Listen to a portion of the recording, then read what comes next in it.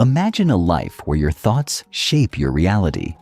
This audiobook reveals the science behind harnessing the extraordinary power within you. Quantum physics, mind-body connections, and limitless possibilities await. Step into your supernatural potential today. Introduction. What if everything you've ever been told about your limitations is a lie? What if you're actually capable of things far beyond your wildest dreams, things that defy logic, reason, and everything you thought was possible?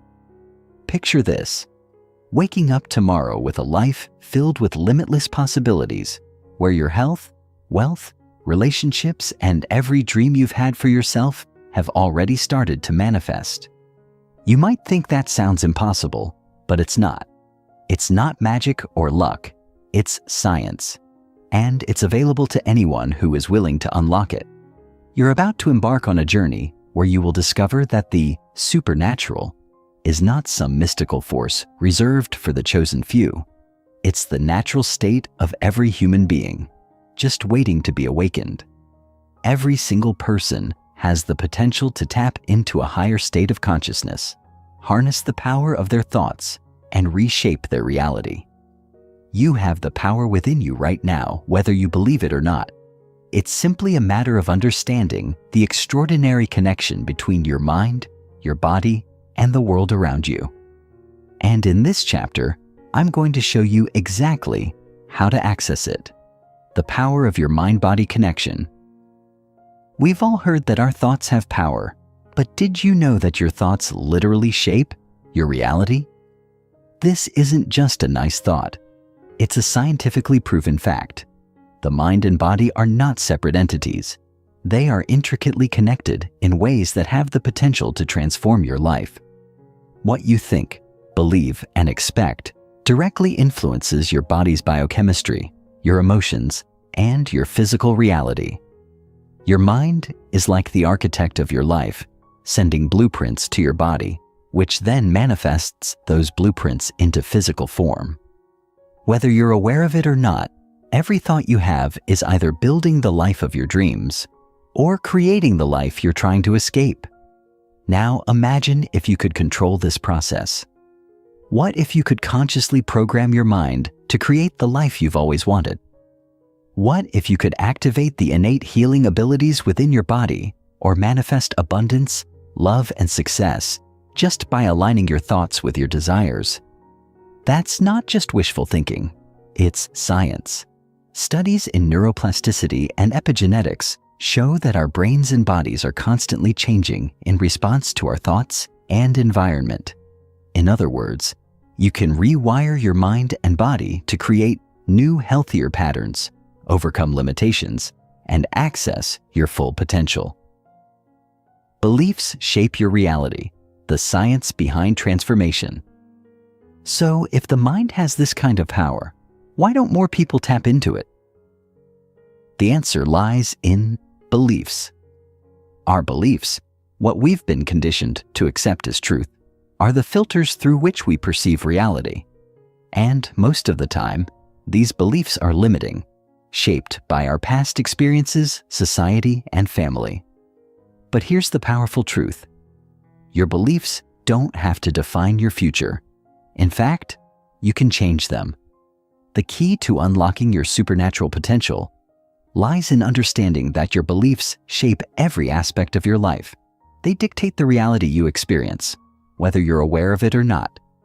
What if you could shift your beliefs from one of limitation to one of abundance, health, and possibility? What if you could begin to see the world and yourself through a lens of infinite potential rather than scarcity and fear? You absolutely can. The latest research in neuroscience, particularly in the fields of neuroplasticity and quantum physics, shows that the brain can be reprogrammed. You can literally create new neural pathways and belief systems by consciously choosing the thoughts and beliefs that support your highest vision. In other words, the life you're living right now is the direct result of the beliefs you've held up until this moment. If you want to change your life, you must change your beliefs. But this is no easy task. It requires you to become the conscious creator of your thoughts, emotions, and actions. Science proves it. Extraordinary transformation is real. Now I can already hear you asking, but how do I know this isn't just some woo-woo concept or another motivational trend? The answer is simple. Science backs it up. From breakthroughs in quantum physics to groundbreaking research in neuroscience, science is proving what ancient wisdom traditions have known for centuries. The mind is an incredibly powerful tool, and it can shape your reality in profound ways. Take quantum physics, for example. It's no longer up for debate that the observer plays a role in the creation of reality. This is known as the observer effect, and it shows that when we focus our attention on something, we influence its outcome. In essence, our thoughts and intentions are not just passive, they are actively shaping the world around us. The science of neuroplasticity, the brain's ability to rewire itself based on our thoughts and experiences, further supports this idea. For years, we were told that our brains stopped growing or changing after a certain age, but modern neuroscience has completely debunked that myth. In fact, your brain is continuously changing and adapting based on the input it receives. So, if you change your thought patterns, you can change the structure and function of your brain. And if you change your brain, you change your life. Moreover, the field of epigenetics has revealed that our environment and thoughts can influence the expression of our genes. This means that you are not at the mercy of your genetic code. You can influence your genetic expression through the thoughts you think, the emotions you feel, and the environment you create around yourself. This scientific understanding shows that transformation is not only possible, it's already happening inside of you. The supernatural is within you. It's time to unlock it. Now that you know it's possible to tap into the power of your mind and body, the question remains, how do you unlock this potential? How do you go from understanding these concepts to experiencing real lasting transformation? The answer is simple. You must take action. In this book, we'll explore the steps you can take to begin reprogramming your mind, transforming your beliefs, and aligning your thoughts and actions with your highest potential. You'll learn how to activate the incredible energy that resides within you and use it to manifest the extraordinary life you desire. This journey is not just about understanding the power of your mind. It's about putting that understanding into practice. It's about taking inspired action every single day to reshape your beliefs, to heal your body, to create your reality, and to embody the true power you've always had within you. The world is ready for you to step into your greatness, and so are you. Are you ready to unlock your supernatural potential? The science is there. The tools are here. The time is now. It's time to transform your life, starting today. Chapter 1. Awakening to the Supernatural Self, the Illusion of the Ordinary. Most people go their entire lives never questioning the invisible boundaries that shape their identity.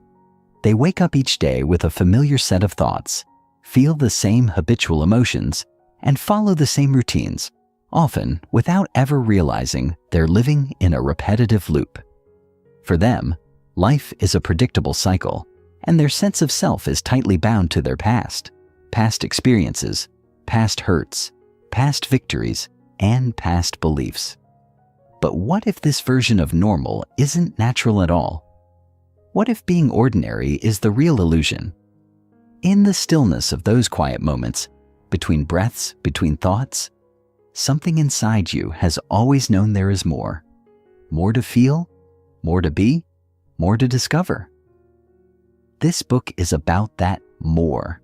Not in some abstract philosophical sense, but in a deeply embodied, scientifically supported, and spiritually expansive way.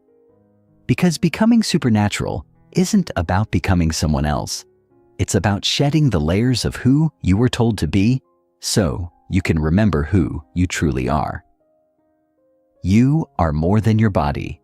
To begin this journey, we must first challenge the most basic assumption about ourselves, that we are just bodies, navigating the world through the 5 senses. While your physical body is a remarkable instrument designed to perceive, express, and experience, it is not the totality of who you are. You are consciousness inhabiting a body, not a body generating consciousness. And when we begin to accept this truth, our entire paradigm shifts. Suddenly, we're no longer limited by what we see in the mirror or feel in our muscles and bones. We become aware of an energetic field that animates us, organizes our biology, and responds to our inner world. Your heartbeat, your breathing, your digestion, these processes happen without your conscious input, orchestrated by an invisible intelligence that is, quite literally, supernatural. The moment you acknowledge this intelligence within you is the moment you begin a relationship with the part of yourself that transcends limitation, trauma, and time. The role of conditioning in limiting identity. If you were born as pure potential, untouched and untamed, then what happened?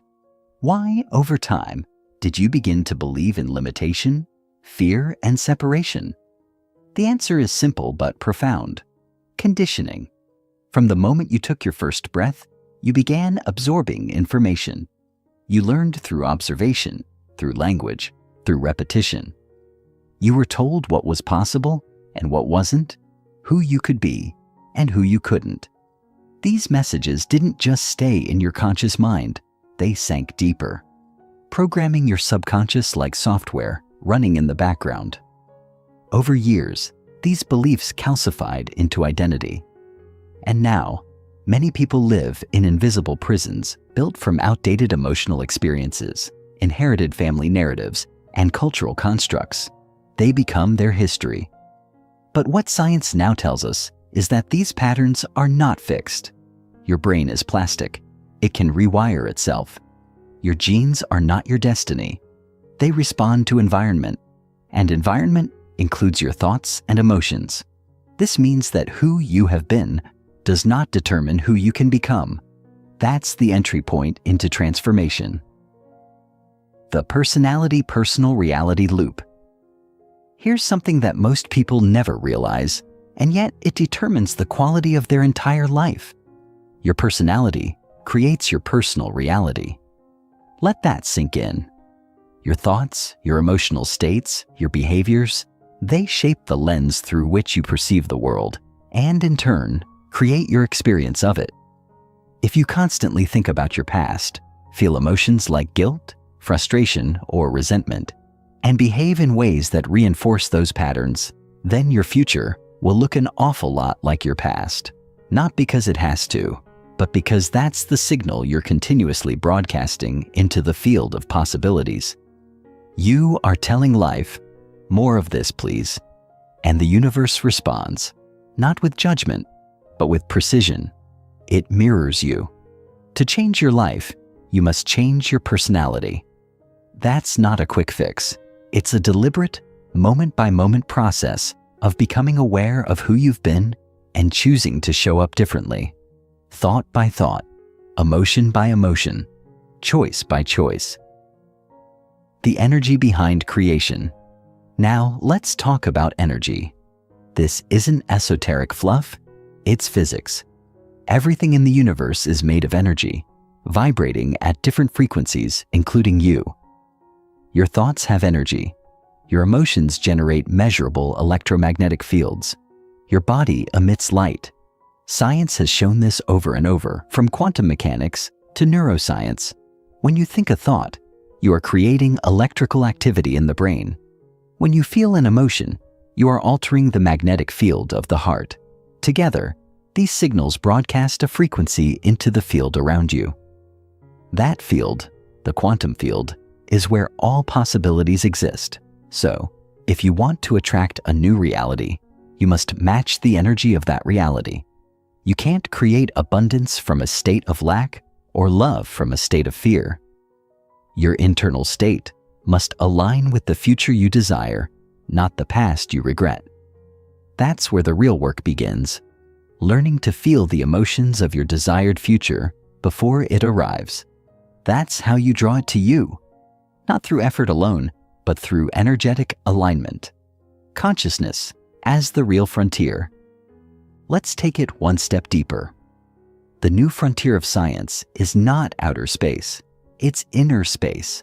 Consciousness is the next evolution of human understanding. And when we explore consciousness, we're no longer just talking about mental activity.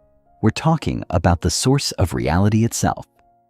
Every ancient tradition and every cutting-edge scientific inquiry are converging on the same idea. Consciousness creates form, not the other way around. When you think, when you observe, when you intend, you influence the world around you. This is not philosophical, it's demonstrable. The observer effect in quantum physics shows us that particles behave differently depending on whether or not they're being observed. That means your attention matters. Your focus is creative. And when you learn to place your attention not on what's wrong or missing, but on what's possible and desired, you begin to participate in reality at a much deeper level. Breaking free from survival-based living. Most people spend the majority of their lives in survival mode. They wake up and immediately feel stress, thinking about everything they have to do, everything that went wrong yesterday, or what might go wrong tomorrow. That stress triggers the body's fight or flight response, flooding the system with adrenaline and cortisol. The brain becomes incoherent, the heart becomes arrhythmic, the immune system weakens, and the body becomes addicted to those stress hormones. It's a vicious cycle, and over time, this state of being becomes normal. But survival was never meant to be a lifestyle. It was meant to be a response to danger. Living in survival robs you of your creativity, your healing potential, and your ability to connect to the quantum field. You cannot access elevated states of consciousness from a place of chronic stress. You must teach your body that it's safe to relax, to open, to trust. That's where meditation comes in, not as a spiritual practice per se, but as a neurological and physiological intervention. It teaches you to slow down the brain waves, access the subconscious, and shift from survival to creation. The journey from thinking to feeling to being. Transformation doesn't happen by knowledge alone. It begins with learning. Yes, with taking in new information and understanding how your biology, your mind, and the quantum field work together. But that's only the first step. Next, you must apply what you've learned. You begin practicing new thoughts. You generate elevated emotions. You start behaving as the person you want to become. And when you repeat this over time, those thoughts become beliefs. Those emotions become familiar, and those behaviors become habits. Eventually, the new state of being becomes automatic. You move from thinking to doing to being. That's when real change happens. Not when you're trying to be different, but when you are different. When you no longer have to remember to act like your future self because you've become them. And from that new state of being, you naturally attract new experiences, new relationships, and new outcomes. Life changes not because you forced it to, but because you changed the energy you're emitting into the field of infinite possibilities. The supernatural as the most natural state. Here's the irony. What we call supernatural is actually the most natural thing in the world. Elevated states of love, joy, gratitude, compassion. These are our original blueprint. We came into this world wired for connection, for wholeness, for unity. It's only through years of programming and survival living that we forget. But when we begin to tap into these states intentionally, through meditation, through breath work, through heart coherence, we don't become something new. We return to something ancient and true. We remember. And in that remembrance, the miraculous becomes accessible. Spontaneous healing, synchronicities, creative downloads, deep inner peace. These aren't fantasies. They are natural outcomes of living in alignment with your higher self and the intelligence of the universe, trusting the process of becoming. So, if you're feeling the stirrings of something awakening inside you right now, trust it. That is the part of you that remembers. That is the part that's been waiting patiently for you to look beyond the veil of your conditioning and see what's truly possible. This journey will not always be easy. It will challenge your identity. It will require discipline, vulnerability, and a willingness to confront the familiar discomfort of change. But I promise you this, the reward is beyond anything the limited self could have imagined. You will begin to feel whole, not because your life is perfect, but because you are no longer seeking completion in the external world. You will begin to live from the inside out, in harmony with yourself and the field around you.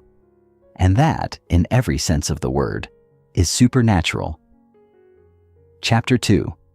Beyond the veil of identity, the self as a story, and the need to rewrite it. Who we believe ourselves to be is not as concrete as we've been led to think. Most of us walk around carrying a story, an unconscious narrative that defines our limitations, our behaviors, and the way we interpret the world around us. This story is made up of fragments. A childhood memory here, a trauma there, a label we were given, a pattern we inherited. Layer by layer, it becomes our identity. Not because it's inherently true, but because it has been repeated by others, and more importantly, by ourselves. These narratives are like grooves in a record. We play them again and again until they become the soundtrack of our lives. But here's the problem. When you're stuck in the same story, you're confined to the same reality. You look at life through the same emotional lens, attract similar experiences, and reinforce the very identity that's keeping you stuck. But what if you could edit that story? Not erase it or deny it, but consciously rewrite the narrative with awareness and intention? The human brain, after all, doesn't know the difference between an experience you're actually living and one you vividly imagine. That's the door we'll begin to open in this chapter. The ability to reinvent the self, not from fantasy, but from deliberate creation. The ego and the mask of familiarity. The primary gatekeeper of this story-based self is the ego. Not the arrogant, loud caricature we often associate with the word, but the quieter, deeply ingrained operating system that constantly tries to keep you safe through familiarity. The ego isn't your enemy. It's a survival mechanism. Its job is to maintain your sense of identity, even if that identity is filled with pain, scarcity, or limitation. It doesn't care whether you're happy. It cares that you're predictable. The ego thrives on the known, on patterns it can control. So, when you begin to stretch beyond your current self, when you start visualizing a new future, feeling unfamiliar emotions, or disrupting your routine, the ego sounds the alarm. It whispers doubts, stirs up fear, and often recruits the body into rebellion. You might feel unmotivated, anxious, or even physically ill when you try to change. That's not failure. It's feedback. It means you're moving beyond the ego's comfort zone, and that is the necessary tension of transformation. To truly change, you must learn to observe the ego, thank it for its service, and then step past it, not with force, but with presence. You don't need to destroy the ego. You need to become bigger than it. The multidimensional. You. To move beyond the surface self, you have to understand that you are not a singular static identity. You are multidimensional. Just as light behaves as both a wave and a particle, your consciousness exists across multiple planes simultaneously. There's the physical you, the body. There's the psychological you, the mind and emotions. There's the energetic you, the electromagnetic field you project. And then there's the quantum you, the non-local consciousness that exists beyond time and space. Most people are only aware of the first two layers. They see themselves as bodies with brains, shaped by past experiences, reacting to the external world. But the deeper layers are where the true power lies. When you begin to access the energetic and quantum layers of your being, you start influencing reality from the inside out. You're no longer reacting to the world. You're relating to it as a co-creator. This is not a metaphor. Scientific instruments now measure the electromagnetic fields emitted by the heart and brain. Studies show that these fields interact with the environment and influence biological systems, both internally and externally. This means you are not just a receiver of life's conditions. You are a transmitter, capable of tuning into higher frequencies and broadcasting new possibilities into the field of reality. Energy centers and the architecture of emotion. Within the body exists a network of energy centers, known in various traditions as chakras, that regulate different aspects of our physical, emotional, and energetic well-being. These centers are not mystical organs floating in space. They correlate with endocrine glands, nerve plexuses, and organ systems. Each one is associated with specific emotional states, survival functions, and patterns of behavior. For example, the first energy center near the base of the spine governs security and survival. When you're stuck in fear, you're activating this center repeatedly, flooding the body with stress hormones. The second center, in the reproductive region, governs creativity and pleasure, but also guilt and shame when imbalanced. And so it continues up the spine. Personal power in the solar plexus, love in the heart, expression in the throat, vision in the third eye, and spiritual connection in the crown. When these centers are misaligned, when they are dominated by low-frequency emotions like fear, anger, jealousy, or grief, the flow of energy through the body becomes chaotic. You might feel anxious, exhausted, or creatively blocked. But when you begin to tune into each center, bringing elevated emotions like gratitude, compassion, and love, something extraordinary happens. The centers begin to harmonize. The body starts to heal. The brain enters coherence, and the field around you responds in kind. Brain coherence and the symphony of thought. The brain too has its rhythms. Different states of consciousness correspond to different brainwave patterns: beta, alpha, theta, delta, and gamma. Most people spend the majority of their waking life in high beta, a state of heightened stress and fragmented attention. In this state, the brain becomes incoherent, like an orchestra where every instrument plays its own tune. There's no harmony, only noise. But when you enter lower frequency states like alpha and theta, typically achieved through meditation, breath work, or deep focus, the brain begins to synchronize. The two hemispheres communicate. Neural networks fire in harmony. Creativity blooms. Intuition sharpens. You gain access to the subconscious mind, where the deep programs of identity are stored. And with repetition, you can rewire those programs. You begin to install new neural pathways, reinforce new habits of thought, and dissolve the emotional addictions of the past. This is the real magic of brain coherence. It's not just about feeling calm. It's about reclaiming the creative throne of your own mind. Heart coherence and the emotional field. While the brain gets most of the credit, the heart is the true conductor of the body's energy field. It has its own nervous system, its own electromagnetic field, and even its own memory. When you feel elevated emotions, love, gratitude, joy, the heart enters a state of coherence, sending harmonious signals to the brain and body. This, in turn, affects your respiratory system, your immune function, and your perception of reality.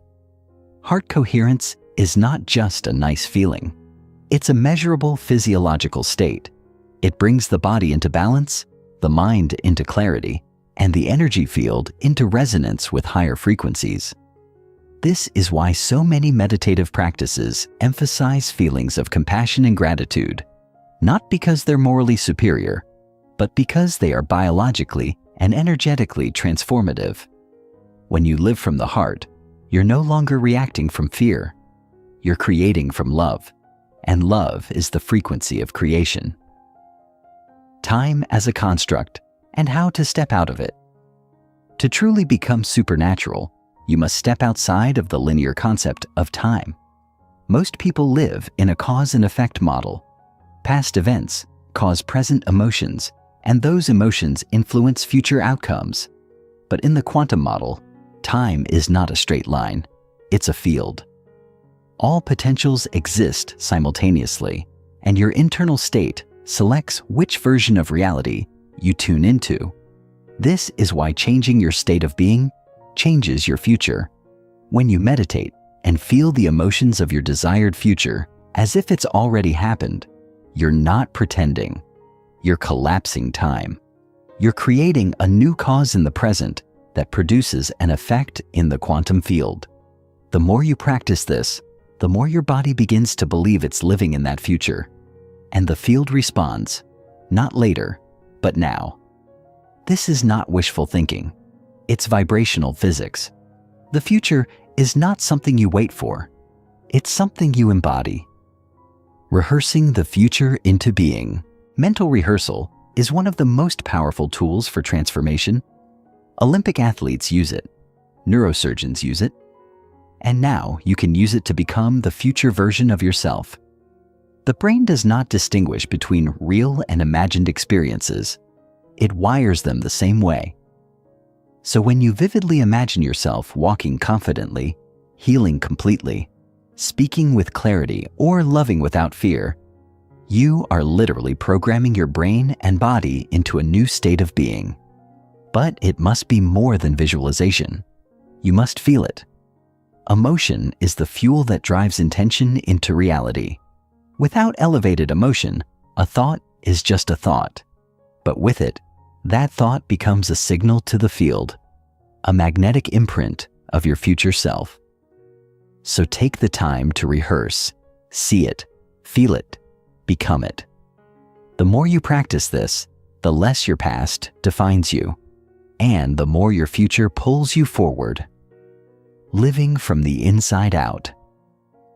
The ultimate shift in becoming supernatural is moving from an outside-in model of life to an inside-out one. In the outside-in model, we wait for circumstances to make us feel better. We want the promotion before we feel successful. We want the relationship before we feel love. But in the inside-out model, we generate those states internally, regardless of conditions.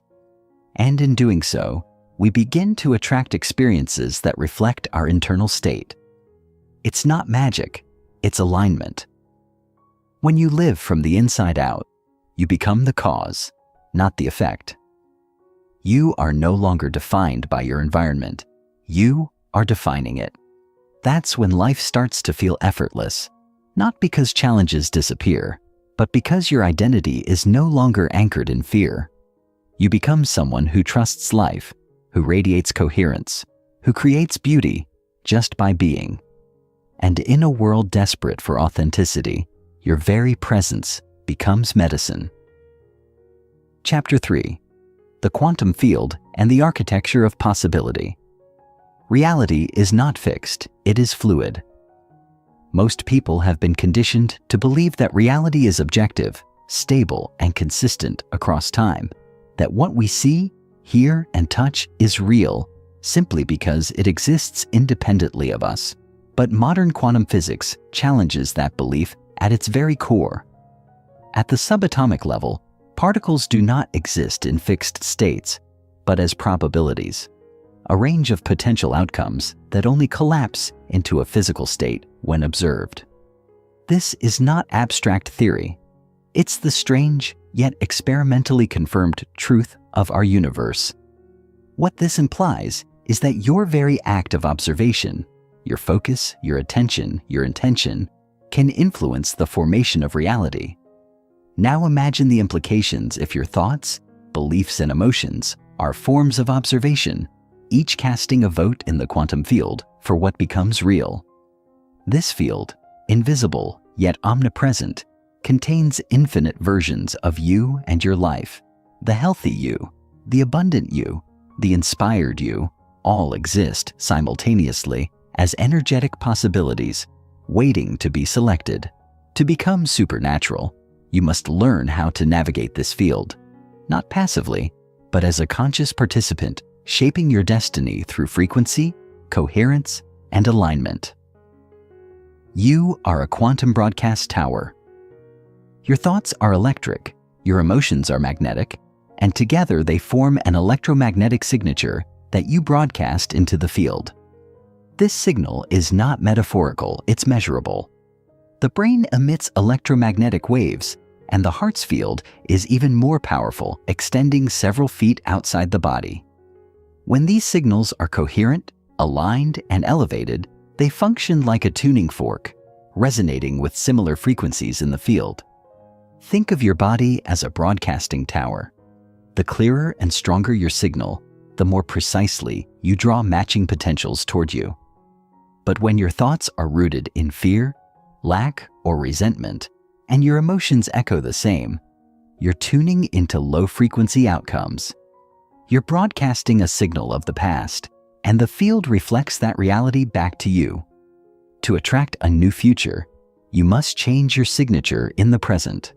You must become the frequency of the future you desire. This doesn't mean faking positivity. It means truly feeling and embodying elevated states like gratitude, compassion, and joy, even when your current reality hasn't yet changed.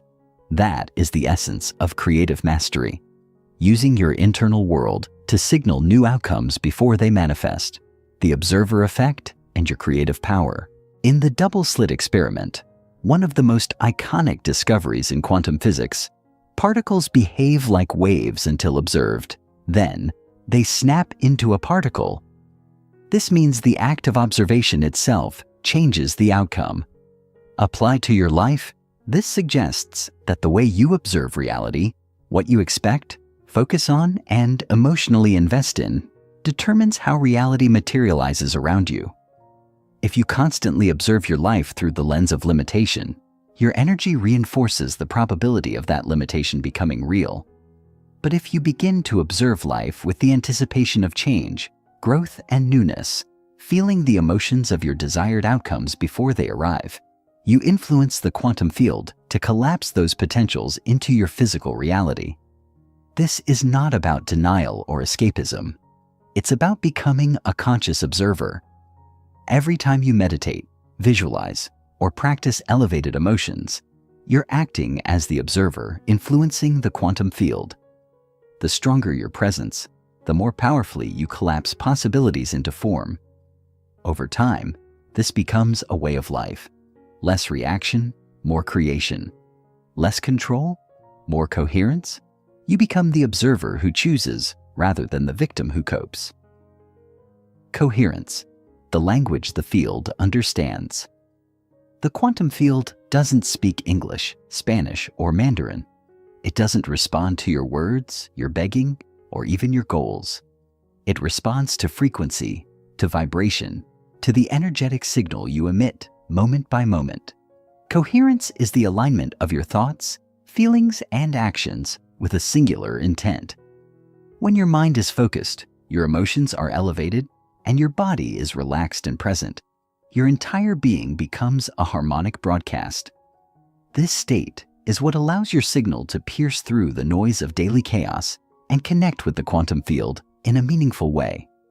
Most people try to create change from a place of incoherence, thinking one thing, feeling another, doing something entirely different. But when you enter a coherent state, particularly through heart and brain synchronization, you step into alignment with the intelligence of the universe. The field is responsive, but only to clarity. When you emit a mixed signal, you get mixed results.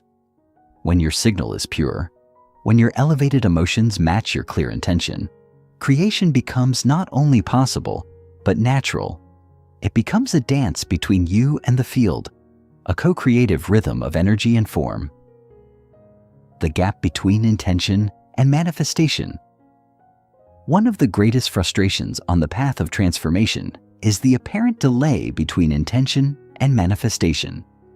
You may meditate, visualize, and align your energy, yet see no immediate results in your external world. This gap, the space between seed and sprout, is where most people give up. But the quantum field operates outside of linear time. Just because you don't see immediate evidence doesn't mean change isn't occurring. In fact, the most profound transformations often begin invisibly. the body begins healing. Synchronicities start to line up. Emotional resilience grows. But because we've been conditioned to expect instant gratification, we misread the silence as failure. This is where trust becomes essential. Not blind belief, but embodied knowing. When you truly live as if your future is already here, your actions, emotions, and thoughts align with that future. And the field, responding to your signal, begins orchestrating events and opportunities to match. Think of it like tuning into a new radio station. Just because you can't hear it yet doesn't mean you're not already broadcasting on that frequency. Stay consistent. Stay coherent. The gap will close. The universe is listening. Meditation as quantum tuning meditation is not a spiritual luxury. It is a scientific method of tuning into the quantum field. When done properly, meditation shifts your brainwaves from high beta to alpha and theta, allowing you to access the subconscious mind and quiet the analytical chatter that blocks new potentials. In this state, the body begins to relax, and energy that was previously locked in survival mode becomes available for creation. The key is to move from thinking to feeling, from analyzing to sensing. Begin by focusing on the space around your body, not your body itself, but the energy field it occupies. This external awareness moves you beyond the ego and into the quantum. Then bring your awareness to your intention, not just the thought, but the elevated emotion that accompanies it. Feel it as if it's already real. Let the body experience the future in the present. The more vividly you can imagine and feel, the more you change your electromagnetic signature. And as your signal changes, your life begins to follow suit. Meditation, then, becomes a daily practice of becoming the future self you intend to be, one breath, one moment at a time. Emotional reconditioning, breaking the cycle of the past. Every emotion you feel is a chemical signature that conditions your body into a predictable future. When you feel anger, fear, guilt, or shame repeatedly, your body becomes addicted to those states. You wake up in the morning and reach for your past, not with your thoughts, but with your feelings. That's why change is hard. Your mind may want a new life, but your body is still addicted to the old one. To step into a new future, you must emotionally recondition your body. This means memorizing elevated emotional states, joy, inspiration, gratitude, until they become familiar. At first, your body will resist. It will crave the biochemical rush of old emotions. But if you stay consistent, you begin to break the addiction. You stop identifying with your pain and start embodying your power. Emotional reconditioning isn't about bypassing difficult feelings. It's about replacing them with intentional ones. It's training your body to feel the future before it arrives, so that when it does, it feels like home. The quantum mirror. Life reflects who you are in the quantum field. Life doesn't give you what you want. It gives you who you are. If you approach life from lack, you attract more reasons to feel lack. If you embody wholeness, life reflects abundance. This is the mirror principle of the quantum field. It doesn't judge or withhold. It simply reflects your dominant signal. That's why personal transformation must happen at the level of being, not just doing. You can set goals, repeat affirmations, and work hard. But if your inner state is one of unworthiness or fear, your results will mirror that. True change begins when you shift your identity, not by fixing yourself, but by remembering who you really are. A powerful, creative, connected being capable of influencing matter with mind. When you live from this truth, not just intellectually, but energetically, your life transforms, not gradually, but exponentially. The quantum mirror reflects your new identity with precision, drawing people, situations, and opportunities that resonate with your frequency. You are the place where the field becomes form. Ultimately, the greatest realization is this: you are not separate from the field. You are the field, localized in human form. Your body is not a barrier to consciousness. It is the interface through which consciousness creates. Every thought you think, every feeling you generate, every action you take sends ripples into the infinite web of possibility. You are the place where energy becomes matter, where thought becomes experience, where the invisible becomes visible. When you live from this awareness, you no longer seek power, you embody it. You no longer beg for change, you generate it. You become a living bridge between the known and the unknown, the finite and the infinite. And in doing so, you don't just become supernatural, you return to what you truly are. Chapter 4. The Body as the Mind, Rewiring the Emotional Blueprint, the Subconscious Operating System. Imagine waking up in the morning and automatically replaying 95% of yesterday. You check your phone, feel the same anxieties, remember your to-do list, and start moving through routines so deeply ingrained they've become unconscious. This isn't just habit, it's your body running the show. Neuroscience now confirms what mystics have taught for centuries. The conscious mind is not the primary driver of our lives. Instead, it's the subconscious, the vast, silent operating system that runs below the surface, shaping our behaviors, responses, and even our biology. The subconscious is the body's domain. It memorizes experiences through emotions and uses them to automate responses. When you've lived through repeated emotional patterns, anger, fear, stress, those chemicals train the body to expect and demand the same feelings. Over time, your body becomes the unconscious mind. You think you're in charge, but your body is reacting to yesterday, generating the same hormonal cocktail and dragging your conscious self into a feedback loop you didn't realize you programmed. This is why change feels so hard. You may want a new life consciously, but your body is addicted to the past emotionally. To truly transform, we must reprogram this operating system at its root, through thoughts that lead to new feelings and feelings that condition new behaviors. Emotions are the record of the past. Our emotions, powerful and deeply felt, do more than color our daily experiences. They crystallize our memories. Every emotionally charged event leaves an imprint on our neurobiology. A moment of heartbreak, fear, or humiliation becomes etched into the brain as a reference point, and the stronger the emotion, the more deeply it's stored. Over time, these emotions become a kind of internal architecture, shaping how we interpret new experiences and respond to challenges. The problem arises when we begin living by these emotions. We relive the same feelings, which then influence our decisions, behaviors, and even beliefs. In essence, our emotions become a script for how life unfolds. If you were hurt years ago and never resolved it, your body might still be bracing for betrayal. If you experienced loss, your nervous system may still be signaling lack. This emotional residue keeps you anchored to the past, recreating familiar scenarios, not because you want them, but because your body expects them. This expectation shapes perception, and perception becomes reality. Unless we release the emotional energy of the past, we cannot create a future different from it. Emotional freedom, then, becomes not just healing, but the very foundation for transformation. The hormonal addictions of survival. When we talk about stress, we're not just speaking of a feeling. We're talking about a physiological cascade that affects every system in the body.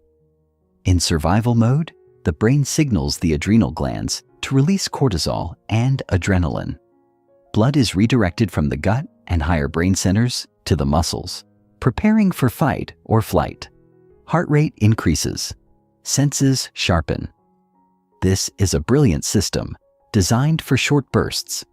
But when stress becomes chronic, when we live in an unending state of alertness, this system becomes destructive. The body begins to habituate to the chemical rush of survival. It starts craving the adrenaline, associating intensity with normalcy. Many people don't realize they're addicted to stress because it feels like being alive. They thrive on urgency, on crisis, on drama, not realizing that their biology is in a constant state of breakdown. Over time, this addiction leads to exhaustion, anxiety, inflammation, and even disease. But perhaps the most dangerous consequence is that it locks you into the past. Every time you feel stressed in the same way, you reinforce the same neurological and hormonal pathways. You literally become the old self again. To break free, you must wean your body off its dependency on these familiar emotional states and introduce a new biochemical environment, one dominated not by survival, but by creation. The neurochemical signature of identity. Who are you? Most people would respond with a name, a profession, perhaps a personality trait. But underneath those labels lies a more revealing answer. Your identity is your state of being, created through habitual thoughts and emotions. When you think a thought, it sends a signal into the brain. The brain responds by firing neural networks and releasing chemicals that correspond to that thought. Feelings emerge, and those feelings reinforce the original thought. This loop creates a neurochemical signature, a pattern that, when repeated, becomes your default state. Over time, this becomes who you are, not by fate, but by conditioning. If you constantly think and feel like a victim, your body memorizes that identity. If you often feel resentment, self-pity, or powerlessness, those feelings become familiar, and the familiar becomes safe even when it's painful. Changing your identity, therefore, means interrupting this loop. You must become greater than your environment, greater than your emotions, and greater than your habitual thoughts. This is not an act of denial, but of self-reclamation. By consciously choosing elevated thoughts and matching them with empowering emotions, like courage, gratitude, or joy, you begin altering your chemical makeup. And as your internal signature changes, so too does the self you present to the world. The body remembers what the mind tries to forget. We often believe that once a painful experience is over, it's behind us. But the body tells a different story. While the mind may rationalize, suppress, or ignore trauma, the body keeps a meticulous record. Somatic memory is real. The cells remember. Muscles tense in familiar patterns. The nervous system stays hypervigilant. Even long after the threat is gone, the physiological response lingers. This explains why certain sounds, smells, or images can trigger deep emotional reactions seemingly out of nowhere. The body isn't reacting to the present, it's remembering the past. And each time this memory is activated, the old self resurfaces. This is why true healing must involve the body, not just the intellect. You cannot think your way out of a trauma that's encoded in your tissues. You must feel it, witness it, and then recondition the body to a new experience. This is where meditation, breathwork, movement, and intentional emotional states become tools for transformation. When you guide the body into elevated states again and again, you overwrite the old emotional patterns. The body begins to trust the new feeling. It softens, it releases, and over time, it forgets the pain. Not because you've buried it deeper, but because you've replaced it with something better: safety, love, peace. Thought alone does not equal change. One of the biggest misconceptions in the realm of personal development is that thought alone is sufficient to create change. While thought is essential, it's the spark that ignites transformation. It is only the beginning. Lasting change requires embodiment. You must feel the thought so deeply that the body believes it's true. This is where most people falter. They say the affirmation, visualize the goal, repeat the mantra, but they do so from a place of intellectual detachment. Their bodies are still in survival, still carrying the emotional signature of the old self. Without the emotional charge, the thought lacks power. It remains an abstract idea, disconnected from action. To bridge the gap, you must teach the body what the mind has learned. You must emotionally marry your intention. When the body begins to feel differently, lighter, more joyful, more empowered, it signals the brain that the change is real. And that's when new neural networks form. That's when the subconscious starts to update. Real transformation happens when the body no longer feels like the past, and the mind no longer obsesses over it. When both body and mind live in the future, instead of reacting to the past, you are no longer a prisoner of memory. You are a creator of destiny. Repetition, emotion, and the path to rewiring. If you've ever learned to ride a bike, speak a language, or play an instrument, you understand that mastery comes through repetition.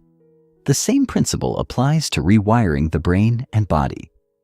Neuroplasticity, the brain's ability to reconfigure itself, doesn't happen from a single thought or fleeting inspiration. It happens through consistent, repeated engagement with new ideas, feelings, and behaviors. But repetition alone is not enough. Emotion is the catalyst.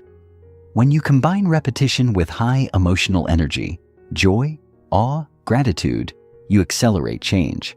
That's why a single powerful meditation can sometimes rewire more than a month of passive repetition. Emotion opens the doorway to the subconscious. It signals to the brain and body that something important is happening. And the brain, ever responsive to significance, begins to prioritize the new pattern.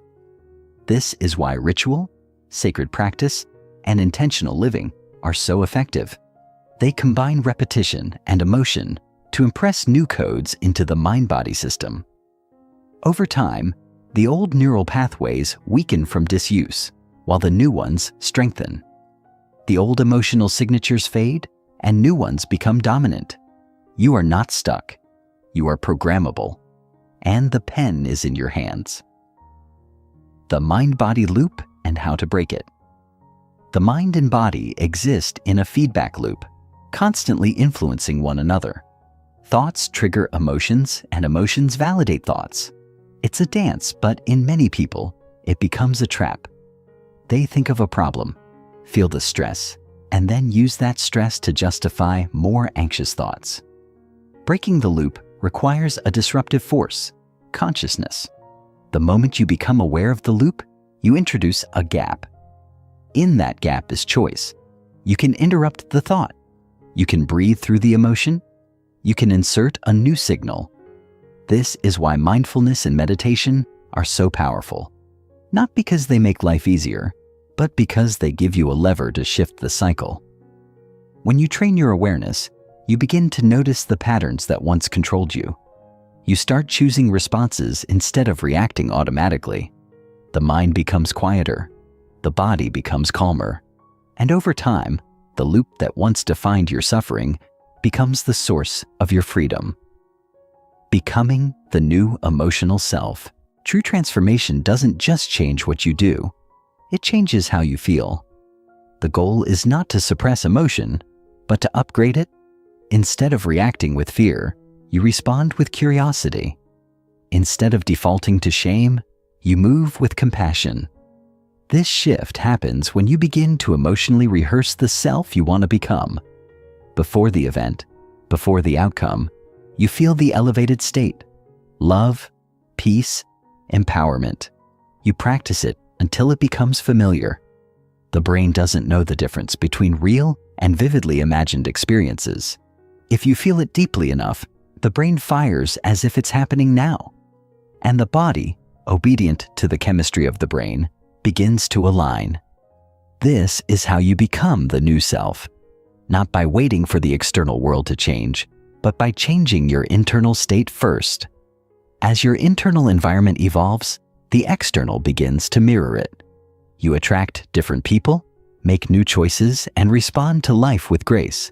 And one day, you realize you are no longer trying to be someone else. You are simply being who you truly are. Chapter 5. The Body Electric, Awakening the Energy Centers. Ancient wisdom meets modern science for millennia. Cultures across the world have spoken of energy flowing through the human body. The Chinese call it qi. The yogic traditions speak of prana. The ancient Egyptians depicted it in their symbols, and indigenous shamans have long danced and drummed their way into altered states to align with it. These energy systems were often dismissed by modern Western science as myth or metaphor, until neuroscience and quantum biology began to catch up. Today, we are witnessing a convergence of ancient wisdom and contemporary discovery, a recognition that the body is not merely a collection of organs and tissues, but a finely tuned electrical instrument. Every cell emits electromagnetic fields. Every thought and emotion alters the charge of this biological circuitry. And at the core of this system lie the energy centers, what ancient traditions have long called chakras.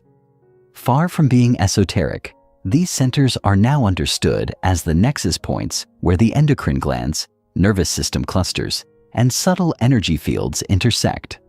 When in balance, they enable us to feel grounded, empowered, creative, loving, expressive, insightful, and connected. When blocked, we remain fragmented, spiritually numb, emotionally reactive, and physically unwell. To become supernatural, we must first learn to tune our inner instrument, awakening these dormant centers to become conscious creators of our reality. The first three centers, the domain of survival. At the base of the spine lies the first energy center associated with our most primal instincts, safety, survival, and physical identity. Here, the adrenal glands reign, releasing stress hormones that keep us vigilant. While this center is essential for grounding and stability, many people live trapped here, consumed by fears of not having enough money, shelter, time. Just above it, in the lower abdomen, sits the second center, tied to the reproductive organs and emotional identity. This is the seat of pleasure, desire, and creativity, yet also of guilt and dependency. The third center, located at the solar plexus, governs willpower and self-esteem. It houses the fire of personal power, yet often burns with the toxicity of control, rage, or unworthiness. These lower three centers are vital, but when we operate solely from them, we exist in survival mode. Life becomes a sequence of reactions: defending, competing, lusting, hoarding. The body's energy remains trapped in these lower frequencies, cycling through old patterns of fear, desire, and domination. To evolve beyond the material self, we must move energy upward, away from instinctual survival and into conscious creation. This does not mean ignoring the lower centers, but mastering and integrating them so that their wisdom fuels, rather than dominates, our journey. The heart center, the bridge to elevated states. In the center of the chest lies a transformational gateway, the heart center or fourth chakra. Physiologically, it is linked to the thymus gland, the lungs, and the circulatory system. Energetically, it is the bridge between the material and the mystical. While the lower centers govern doing and surviving, the heart invites us to feel, to connect, and to transcend. It holds the frequencies of compassion, forgiveness, and unconditional love, not the sentimental kind romanticized in films, but a deeper soul-anchored love that heals and harmonizes. When activated, the heart releases a cascade of biochemicals that regulate the immune system, balance the nervous system, and bathe the brain in coherence. Scientists at the HeartMath Institute have measured the electromagnetic field of the heart as thousands of times stronger than that of the brain. This means that when we feel genuine gratitude, appreciation, or joy, we're not just experiencing emotion, we're broadcasting a powerful signal into the quantum field. The heart becomes a tuning fork for reality. However, for many, this center remains closed, armored by past betrayals or trauma. To open it is to risk vulnerability, to surrender the illusion of control. Yet it is precisely this surrender that allows us to access the higher dimensions of ourselves. Only from the heart can we begin to live not as victims of life, but as conscious participants in its unfolding. The fifth and sixth centers, expression and perception. As energy continues its ascent, it moves into the fifth center, the throat, governing expression and communication. This is where thought takes form through language, where inner truth seeks voice in the outer world. When this center is balanced, we speak with authenticity and clarity, aligning our words with our intentions. We no longer speak to impress or manipulate, but to share insight, to uplift, to create resonance. Suppression of this center often results in hesitation, stammering, or even physical issues like thyroid imbalances or chronic throat tension. The act of speaking one's truth is not just emotional release, it is energetic liberation. Just above in the sixth center, the space between the eyebrows, known as the third eye, lies the seat of inner vision. This center correlates with the pineal gland, a tiny but powerful structure often called the spiritual antenna. It produces melatonin, regulates circadian rhythms, and, when activated, emits chemicals that facilitate mystical experiences. This is the realm of insight, intuition, imagination. When awakened, it allows us to perceive beyond the five senses, to see potential futures, to receive inner guidance, to tap into the collective field of knowledge. But to access these higher centers, we must first purify the lower ones. Emotional baggage, unspoken truths, and misaligned desires will block the flow. It is only through honesty, self-reflection, and energetic discipline that the upper gateways begin to open.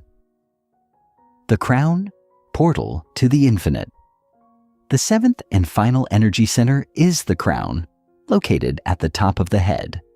This is where the personal dissolves into the universal, where identity expands beyond the body and touches the infinite. It is associated with the pituitary gland and a flood of neurotransmitters like serotonin and dopamine, often released during transcendental states. In this center, the boundary between self and cosmos becomes porous. One may experience flashes of oneness, overwhelming peace, or profound downloads of information that feel otherworldly. While many seek to jump directly to this state through psychedelics, extreme meditation, or spiritual bypassing, the truth is that a true crown opening cannot be forced. It unfolds organically as the result of sustained inner alignment. When all other centers are balanced, when the heart is open, the mind quiet, and the body surrendered, energy rises naturally, drawn upward like a magnet. The crown then becomes not an escape from the body, but a celebration of it, a recognition that this physical vessel is a conduit for divine intelligence. To awaken the crown is to live as a bridge between heaven and earth, grounded yet expansive, humble yet empowered. Energy as the language of the soul. One of the most revolutionary ideas in quantum biology is that energy, not matter, is the foundational language of the universe. Our thoughts, feelings, and intentions all carry electromagnetic frequencies. Every organ, every energy center vibrates at a specific rate. Disease, disconnection, and dysfunction arise when these frequencies become incoherent. Healing, therefore, is not just about fixing what's broken. It's about restoring harmony. Practices like breathwork, meditation, sound healing, and energy medicine work not by adding something new, but by clearing blockages and allowing life force to flow freely again. When energy moves, consciousness expands. We begin to feel more connected to ourselves, to others, and to something greater. This shift in perception is not intellectual. It is visceral. We feel lighter, more inspired, more alive. This is the soul speaking through the body, reminding us that we are not just flesh and bone, but luminous beings of frequency and potential. Cultivating coherence. Between mind and body coherence is a state in which all systems of the body, neurological, hormonal, and energetic, are aligned and synchronized. It's a kind of internal symphony where each instrument plays in tune with the others. This state is measurable and deeply restorative. In coherence, the heart rhythm becomes smooth, the brain waves shift into alpha or gamma, and the immune system activates healing responses. More importantly, in this state, we become powerful magnets for change. The quantum field responds to coherence. It interprets our emotional signals and begins to rearrange external circumstances to match our internal state. But coherence is not a one-time event. It's a practice. It requires emotional regulation, mental discipline, and energetic hygiene. Simple rituals like meditating on elevated emotions, breathing in rhythmic patterns, or focusing attention on the heart center can shift us from chaos to coherence. And over time, as this becomes our baseline, we begin living not as reactors to the world, but as co-creators of it. The body becomes a trusted partner, the mind becomes an ally, and the soul finally finds its voice. Techniques to activate the energy centers. Awakening the energy centers is not about forcing or manipulating. It's about creating the conditions in which energy can rise naturally. Begin by sitting in a quiet space, spine upright, attention inward. Focus first on the base of the spine. Inhale deeply, imagining breath as light, and draw it up from the base toward the heart. With each inhale, invite energy upward. With each exhale, surrender tension. As your attention moves through each center, breathe into it. Visualize it opening like a flower and evoke the emotion associated with its balance. Safety at the root, creativity in the sacral, confidence in the solar plexus, love in the heart, truth in the throat, vision in the third eye, and unity at the crown. You can use sound, like chanting or toning, movement, like Kundalini Yoga, or visualization, like spinning wheels or orbs of light, to engage more deeply. The goal is not perfection, but presence. With daily practice, the centers begin to awaken. You may feel tingling, heat, or emotion rise. Trust it. This is energy remembering its path. And as this energy flows freely, your perception will shift. Life will feel more vivid. Synchronicities will multiply, and you'll begin to live not from habit, but from harmony. Chapter 6. Tuning into the energy of the future. Breaking free from predictable realities. We live most of our lives tethered to the familiar, repeating patterns that seem so tightly woven into the fabric of our reality that we forget they're of our own design. The past becomes a gravitational force that pulls our attention and energy into predictable futures, recreating circumstances that look and feel strikingly similar to those we've always known. We wake up and recall our to-do list, brush our teeth in the same rhythm, eat the same breakfast, commute to the same job, and engage with the same people in largely the same ways. Every action reinforces a neurological signature. Every thought reactivates an emotional record stored in the body, and every choice becomes a reaffirmation of who we believe we are based on who we've been. This loop, what Dr. Joe Dispenza calls the known, is safe but suffocating. It breeds a sense of limitation, of being trapped in circumstances we can't seem to change. But what if the future wasn't something we stumble into by default, but something we could consciously design? What if the unknown held not chaos, but creative possibility? To tune into the energy of the future, we must unlearn the reflex of predictability and awaken to the truth that reality is not fixed.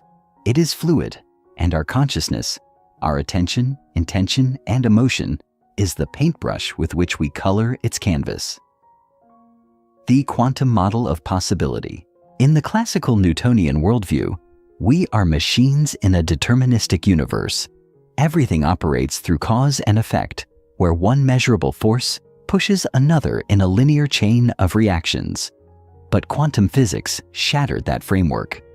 In the quantum realm, Particles exist not as fixed objects, but as waves of potential, probabilities that only collapse into a defined reality when observed.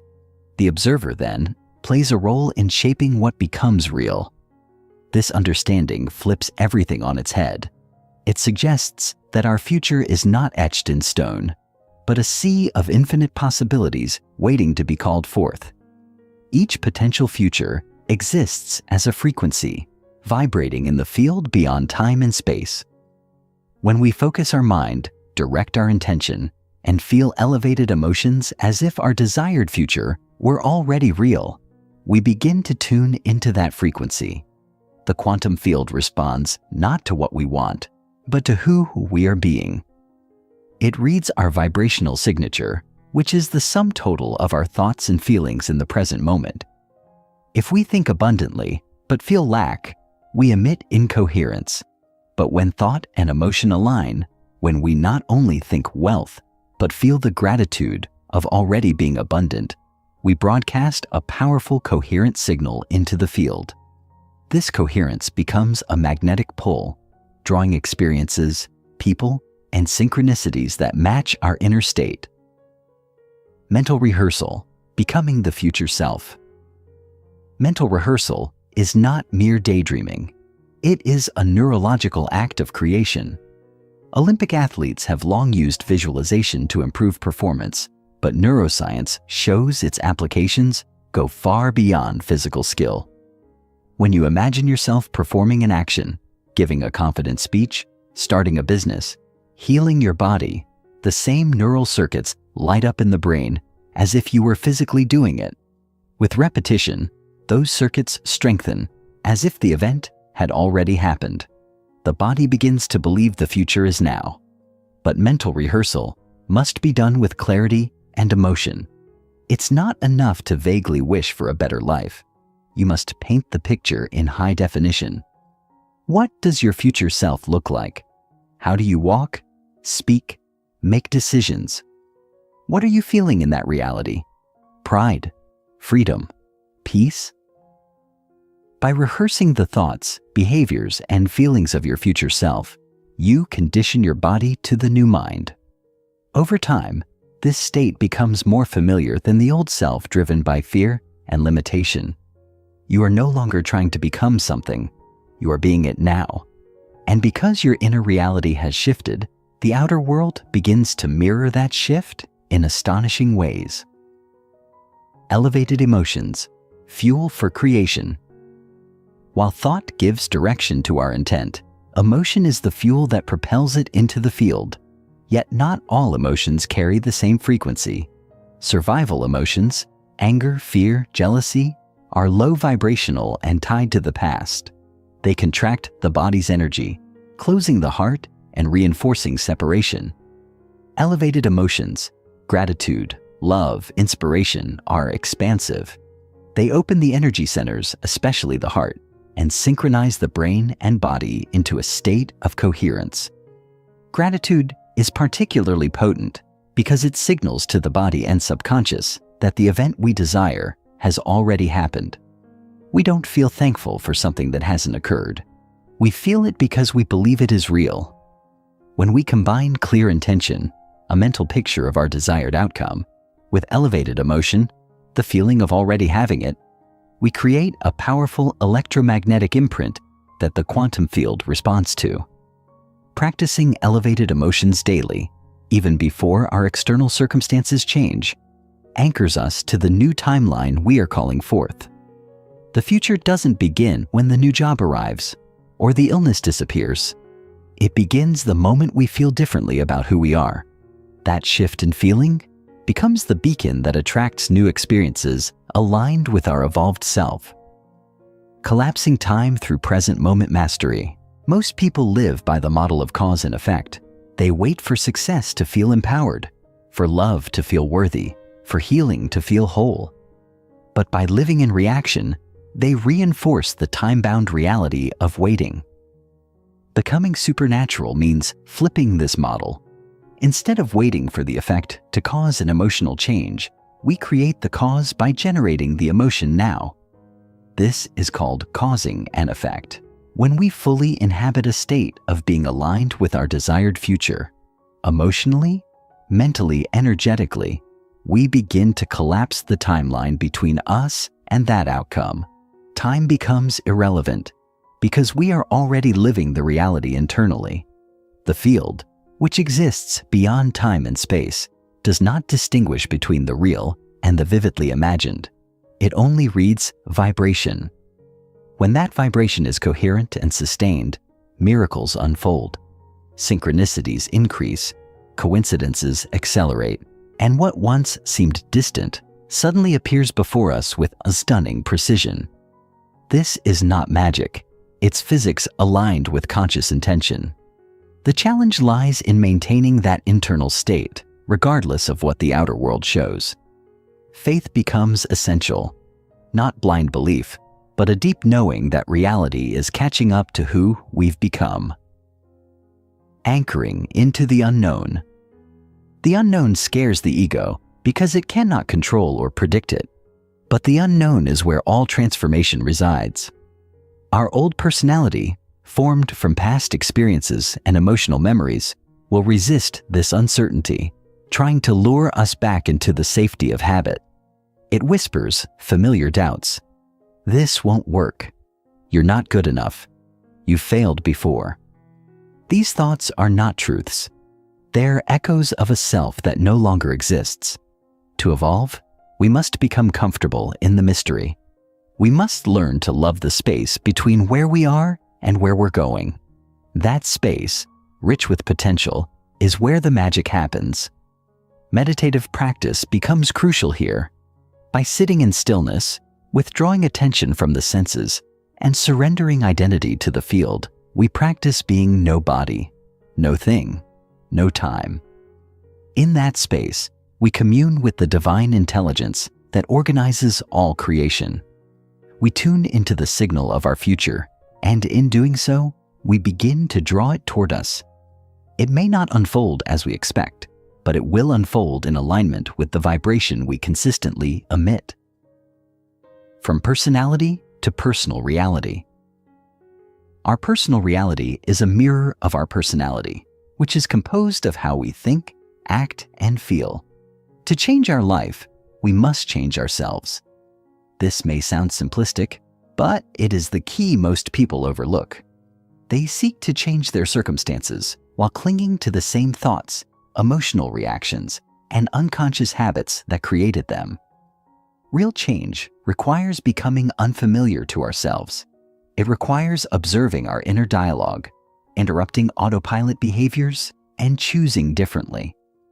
Each time we resist the urge to complain, to react in anger, to indulge in self-doubt, we prune old neurological pathways and make room for the new. Change is uncomfortable precisely because it threatens the known self. But that discomfort is a sign of growth. By consistently embodying our future self, not just in meditation, but in conversation, in decision-making, in the face of challenge, we rewire our brain, recondition our body, and rescript our destiny.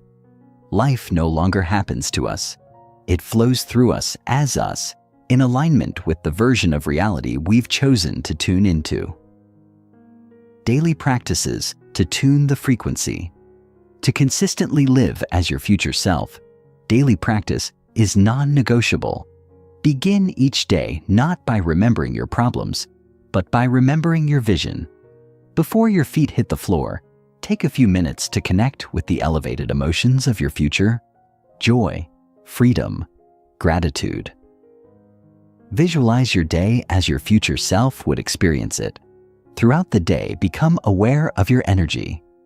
Are you aligned with your future or relapsing into your past? Use breath to shift your state. Use intention to redirect your focus. At night, review your day. Where did you stay in coherence? Where did you fall back into habit? Celebrate the wins and learn from the slips, not with judgment, but with curiosity and compassion. Over time, these micro-alignments build momentum. They rewire your biology and redefine your identity.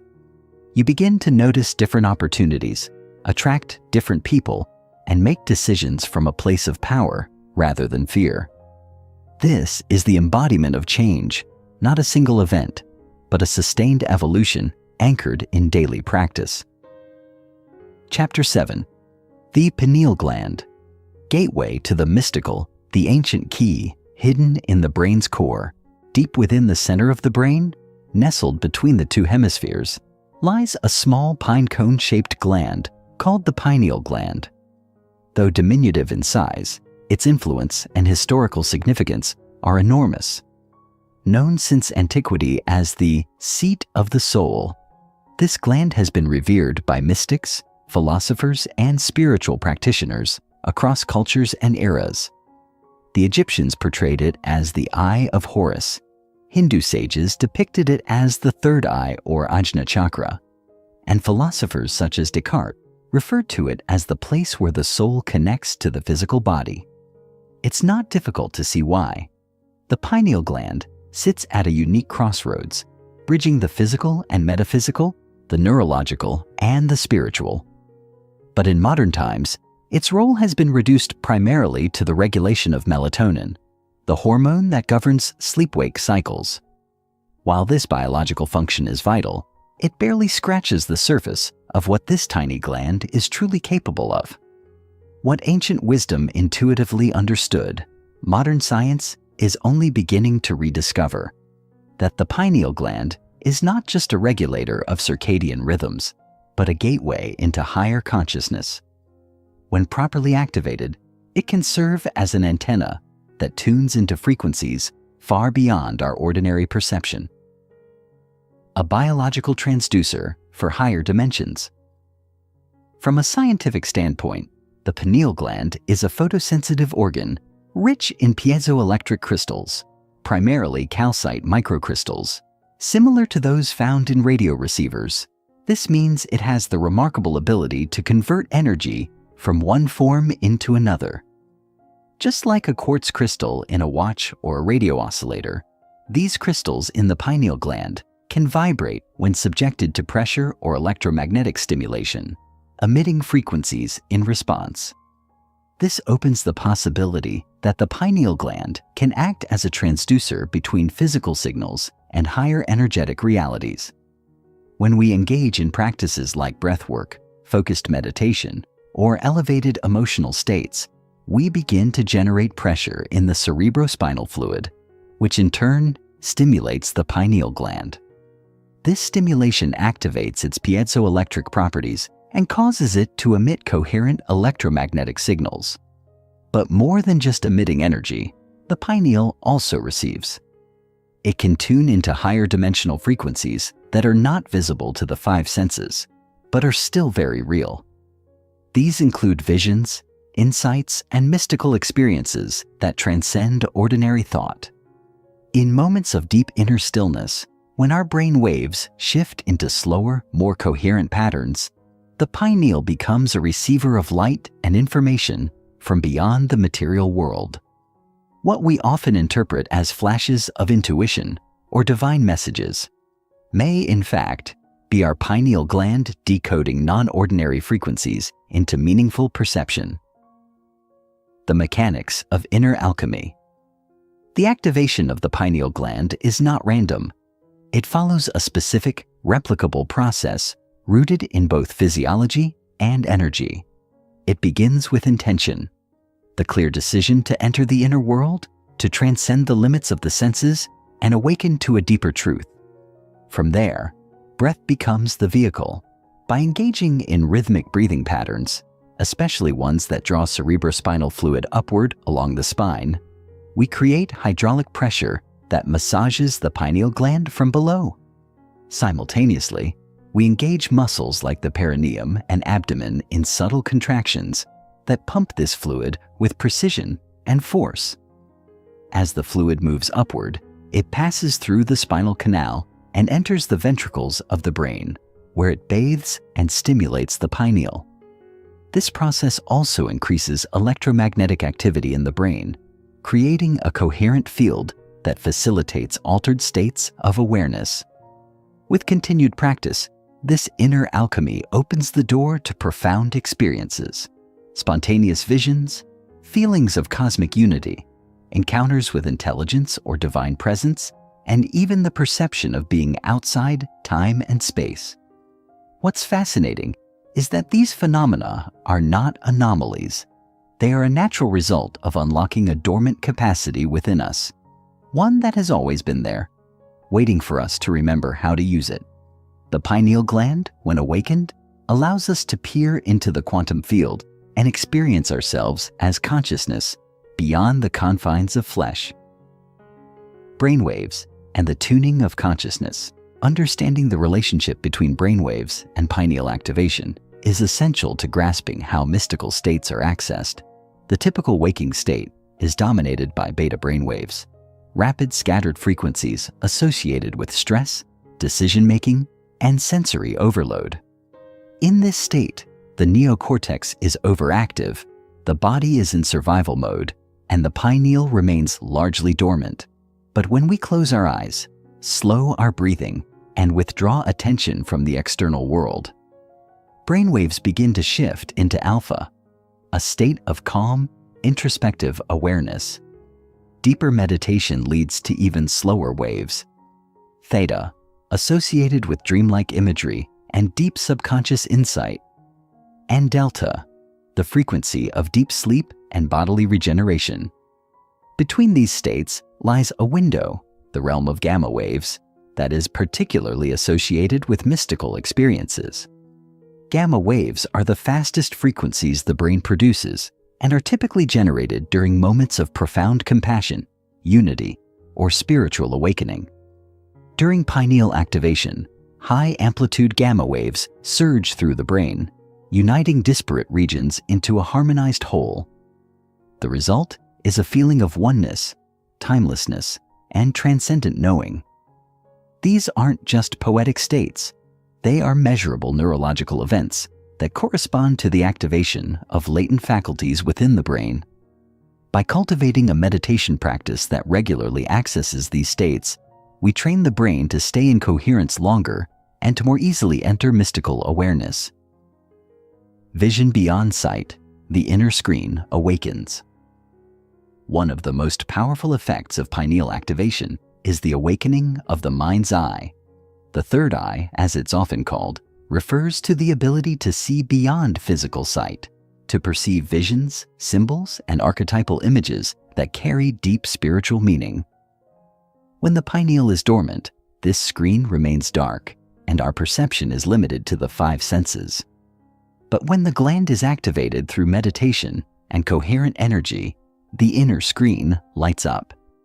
We begin to experience vivid internal imagery, landscapes, colors, beings, or sacred geometry that feels more real than the outer world.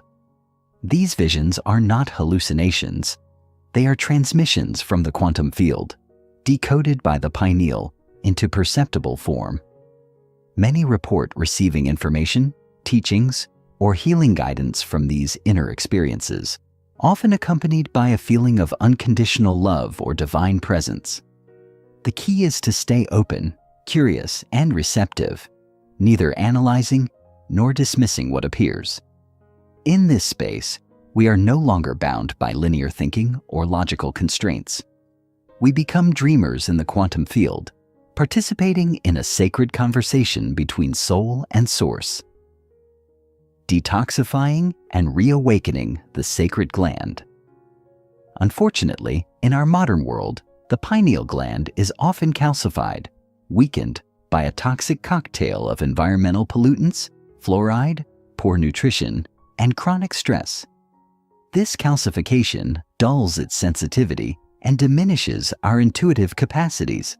But the good news is that it's never too late to rehabilitate the pineal and restore its full potential. The process begins with purification, removing fluoride from drinking water, reducing processed foods, and introducing a nutrient-rich diet high in antioxidants and minerals like iodine and magnesium. Herbs such as blue lotus, gotu kola, and raw cacao have been traditionally used to nourish the pineal, as have practices like sun gazing, done safely at sunrise or sunset, grounding, and rhythmic chanting. Most importantly, cultivating daily meditation, especially one that includes breathwork, sound, and focus on the pineal area, helps restore vibrancy and coherence. Over time, as the pineal clears, we begin to perceive subtle energies more easily. Our dreams become more vivid, our intuition sharpens, and our emotional resilience increases. We feel connected not just to the cosmos, but to the quiet wisdom within. Living from the mystical, the integration of higher states. Experiencing mystical states is not the end. It is the beginning of a new relationship with reality. Once the pineal is activated and the doors of perception are opened, life is never quite the same. But to truly embody the mystical, we must bring it into our daily actions, choices, and relationships. The goal is not to escape the world, but to see it through new eyes. With the pineal awakened, we begin to perceive synchronicities with greater clarity, feel the presence of the divine in everyday moments, and trust our inner guidance with a newfound certainty. Compassion deepens, ego softens, and creativity expands. We become more aligned with our purpose, not because someone told us what it is, but because we feel it echoing from the core of our being. And in this space, fear begins to dissolve. We understand that we are part of something vast and intelligent, a field that supports our growth, our healing, and our evolution. The mystical, then, is not a weekend retreat or a one-time vision. It is a way of living, of being, of creating from the space beyond form. The pineal gland becomes not just a key to personal transformation, but a doorway to a collective awakening where we recognize ourselves in each other and in the infinite. Chapter 8. Heart Intelligence, the Electromagnetic Signature of Emotion. The heart, more than a pump, a portal for centuries, the heart was thought to be nothing more than a biological pump, efficient, tireless, and mechanical. It was praised for its strength, but not necessarily for its intelligence. However, modern discoveries have shattered this reductionist view, revealing a far more complex and profound reality. The heart is, in fact, a sensory organ with its own form of intelligence, one that communicates with the brain and the body in powerful, dynamic ways. Research from the HeartMath Institute has shown that the heart contains an intricate network of neurons and neurotransmitters, enabling it to send signals to the brain that influence perception, decision-making, and emotional regulation. This communication is not one-directional. In fact, the heart sends more information to the brain than the brain sends to the heart. This discovery reaffirms what ancient cultures have long believed. The heart is the seat of wisdom, intuition, and inner knowing. But even more astonishing is the discovery that the heart generates the strongest electromagnetic field of any organ in the body, up to 60 times more powerful than that of the brain. This field radiates outward from the body in all directions and can be measured several feet away. It is constantly broadcasting the energetic signature of our emotional state, influencing not only our biology, but the environment and people around us. Coherence, the language of harmony. In a world saturated with noise, speed, and fragmentation, coherence stands out as a harmonizing force. Coherence refers to the orderly and synchronized functioning of various systems in the body, especially between the heart and brain. When we experience emotions like gratitude, compassion, or appreciation, our heart rhythm becomes smooth and harmonious. These rhythms, known as heart rate variability, HRV, are a direct reflection of our emotional and mental states. Coherence isn't about a flat or steady heartbeat. It's about a rhythmic ebb and flow, a wave-like pattern that indicates balance and integration. This state has profound effects on our physiology. Cortisol levels decrease, immune function improves, and cognitive clarity increases. In contrast, emotions like anger, fear, or anxiety create jagged, erratic heart rhythms that disrupt communication between the brain and heart, leading to stress, confusion, and disconnection. But coherence is not just a physical phenomenon. It's an energetic one.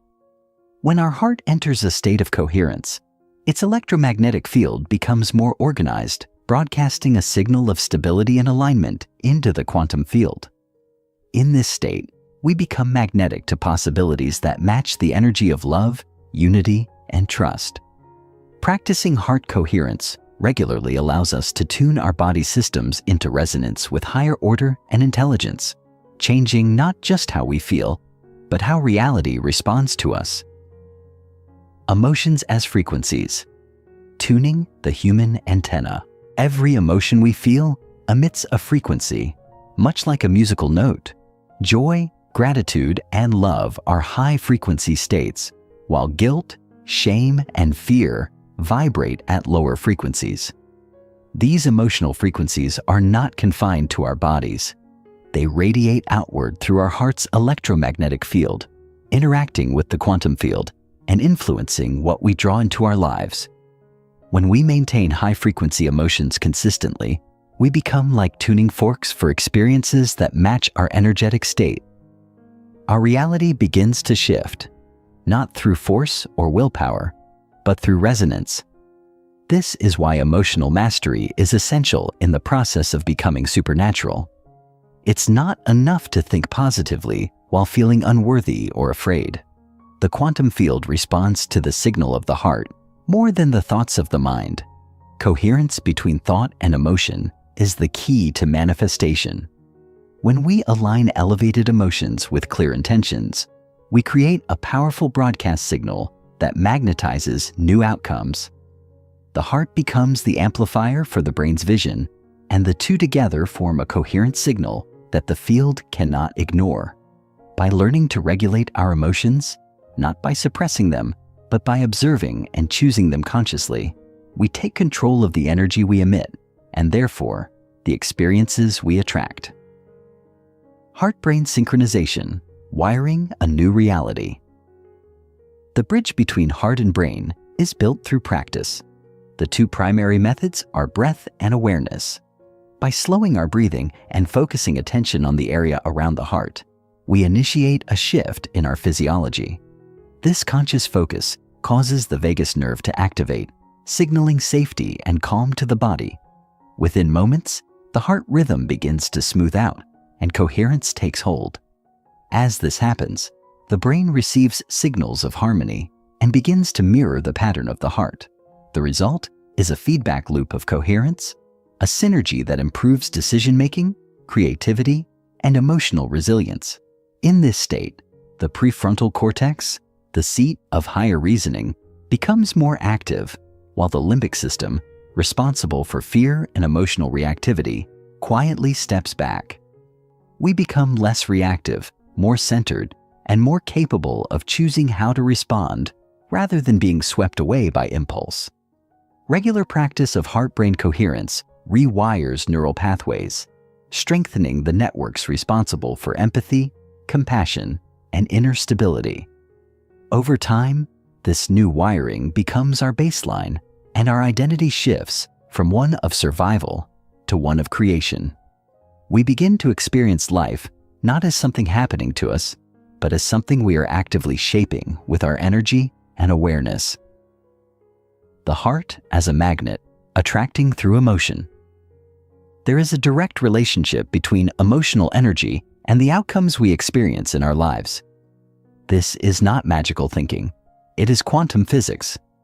The electromagnetic field generated by the heart acts as a signal that the quantum field interprets and responds to. When this signal is infused with elevated emotions and clear intention, it becomes coherent and focused, much like a laser. A scattered, incoherent signal driven by doubt or conflicting emotions produces unpredictable or delayed results. But a coherent, unified signal broadcasts a strong message to the field. This is who I am, and this is what I'm creating. As we consistently generate this signal, the field begins to organize experiences, people, and synchronicities that match it. Life begins to unfold in seemingly miraculous ways, not because we've manipulated it, but because we've aligned with it. This is the heart of manifestation, the union of elevated emotion and clear vision, radiated into the field through a coherent heart. The heart becomes the engine of creation, generating the emotional energy that fuels our future. And because this energy is measurable and magnetic, it affects not only our own reality, but the realities of those around us. We uplift environments simply by being coherent. This is the true power of living from the heart, not just personal transformation, but collective evolution. Training the heart, practices of coherence. Cultivating heart coherence is both art and science, and it begins with a few simple, powerful practices. The first step is heart-focused breathing. This involves slowing the breath to a rhythmic cycle, typically 5 seconds in, 5 seconds out, while placing attention on the heart. As we do this, we anchor our awareness in the present moment and create the physiological conditions for coherence. The next step is generating an elevated emotion: gratitude, compassion, love, or appreciation. These emotions are not random. They are the natural language of the heart. As we feel these emotions deeply and sincerely, the heart's rhythm becomes more coherent and its electromagnetic field expands. Over time, we can layer these emotions with intention, imagining a desired outcome or future reality while maintaining the feeling of gratitude or love. This practice trains the body to experience the future in the present moment, priming it for the manifestation of that future. We become, in essence, the cause of our future, rather than the effect of our past. With consistency, these practices create a new baseline of coherence, transforming not just moments, but the entire quality of our lives. Coherence as a way of life. Heart coherence is not something to be practiced only during meditation or stressful moments. It is a state of being that we can carry into every aspect of our lives. When we wake up with intention, breathe through challenges with awareness, and respond to the world with compassion rather than reaction, we are living in coherence. This doesn't mean we never feel frustration or sadness. Rather, it means we don't become those emotions. We learn to observe them, transmute them, and return to center. Living in heart coherence also means recognizing the interconnectedness of all things.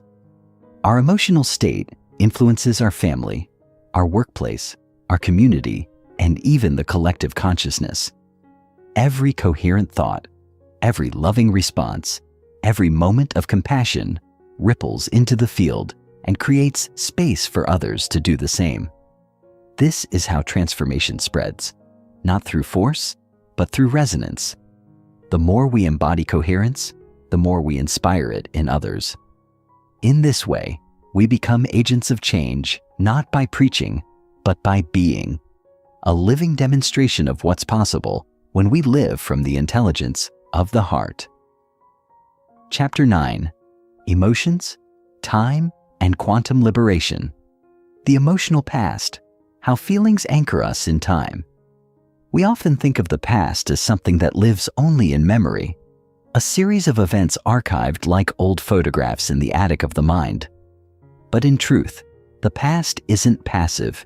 It is active, alive, and constantly influencing us, not because of the events themselves, but because of the emotional imprints they leave behind. Emotions are the glue that binds us to time. When we experience a significant event, especially one charged with intense emotion, our body records not just the facts of what happened, but how it felt. If those emotions are unresolved or unprocessed, they become embedded in our biology. The body doesn't distinguish between an actual event and the memory of that event if the emotional response is the same.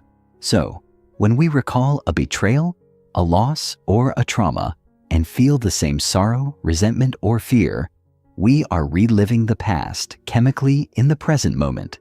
In essence, the body becomes the subconscious mind's timekeeper, storing emotional experiences as physiological states that we unknowingly repeat day after day. our identity becomes anchored to who we were, rather than who we want to be, and we fall into unconscious patterns of thought and behavior driven by the body's addiction to familiar emotions. Without even realizing it, we begin each new day emotionally tethered to a yesterday that is no longer here. The habitual self, when the body becomes the mind. Over time, emotional repetition conditions the body to expect and even crave certain feelings, creating a feedback loop between mind and body.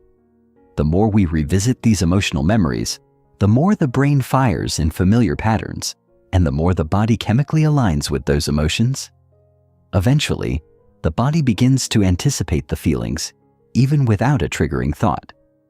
This is when the body has memorized the emotional state better than the conscious mind. It's as if your biology has become your biography. You might say, I want to change? But if your body wakes up every morning expecting the same emotional cocktail of stress, worry, guilt, or sadness, then your intentions are overpowered by the body's need for emotional consistency. The past becomes not just something you remember, but something you live. And because the quantum field responds not to what we want, but to who we are being, we end up creating a future that looks very much like the past. Our thoughts may be reaching forward, but our emotions are reaching backward. And it is the emotion that holds the energetic signature.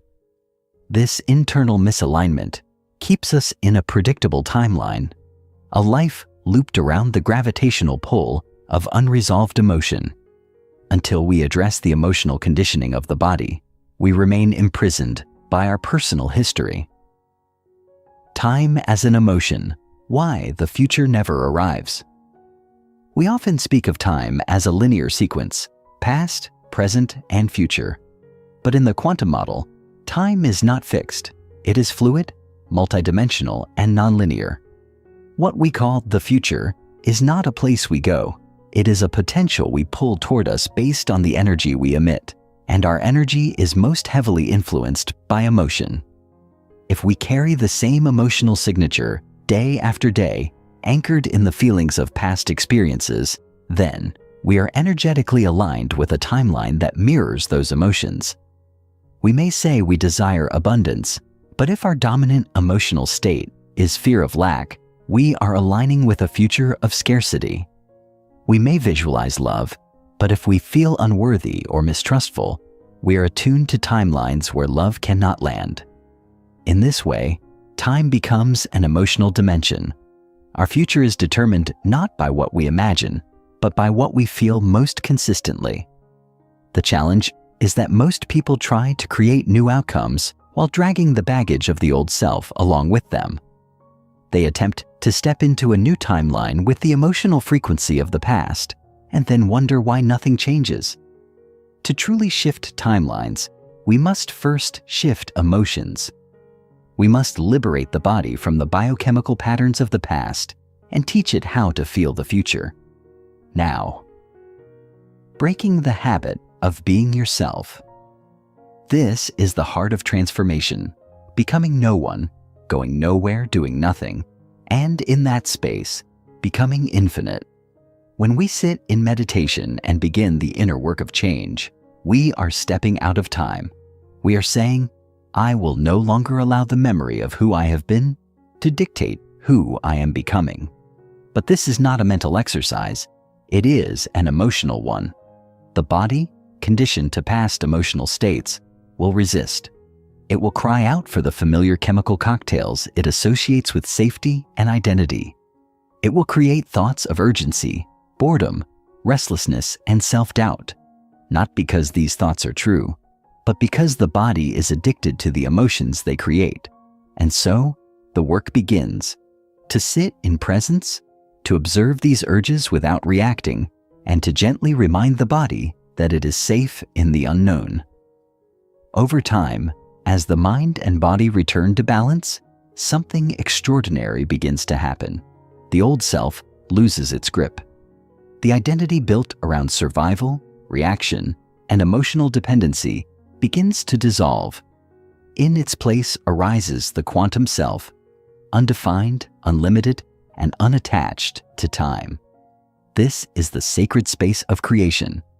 It is here, in this timeless state of being, that new futures become accessible.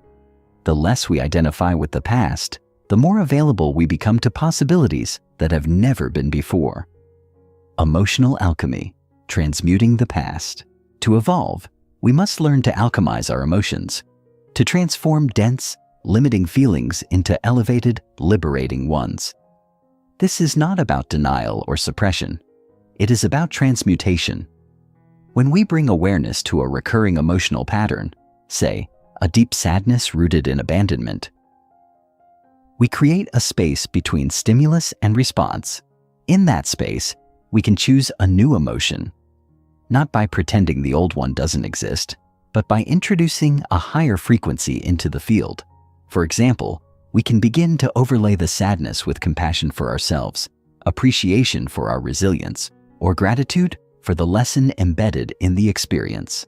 As we practice this emotional replacement, the body begins to adapt. New neural pathways form. New chemicals are released.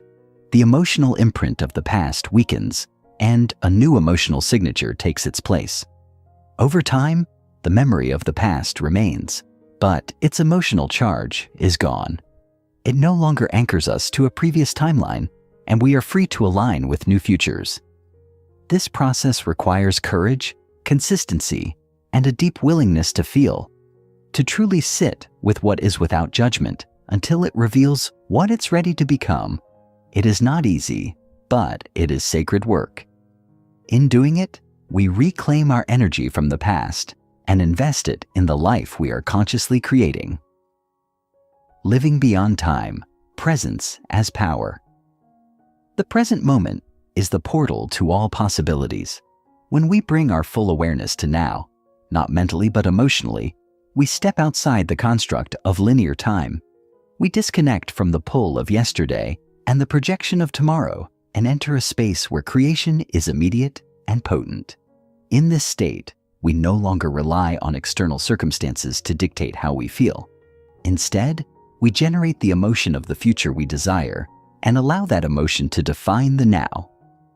This is how we collapse time, by experiencing the feeling of the future before it arrives. The quantum field does not differentiate between a memory and a vision, only between incoherence and coherence. When our internal state becomes so coherent, so attuned to the vibration of what we seek, we draw it to us as if by gravity. This is not metaphysical poetry. It is measurable science. It is a shift from cause and effect to causing and effect. From waiting for change to becoming the change. In this state of empowered presence, we become sovereign creators of our timeline. The past no longer pulls us. The future no longer intimidates us.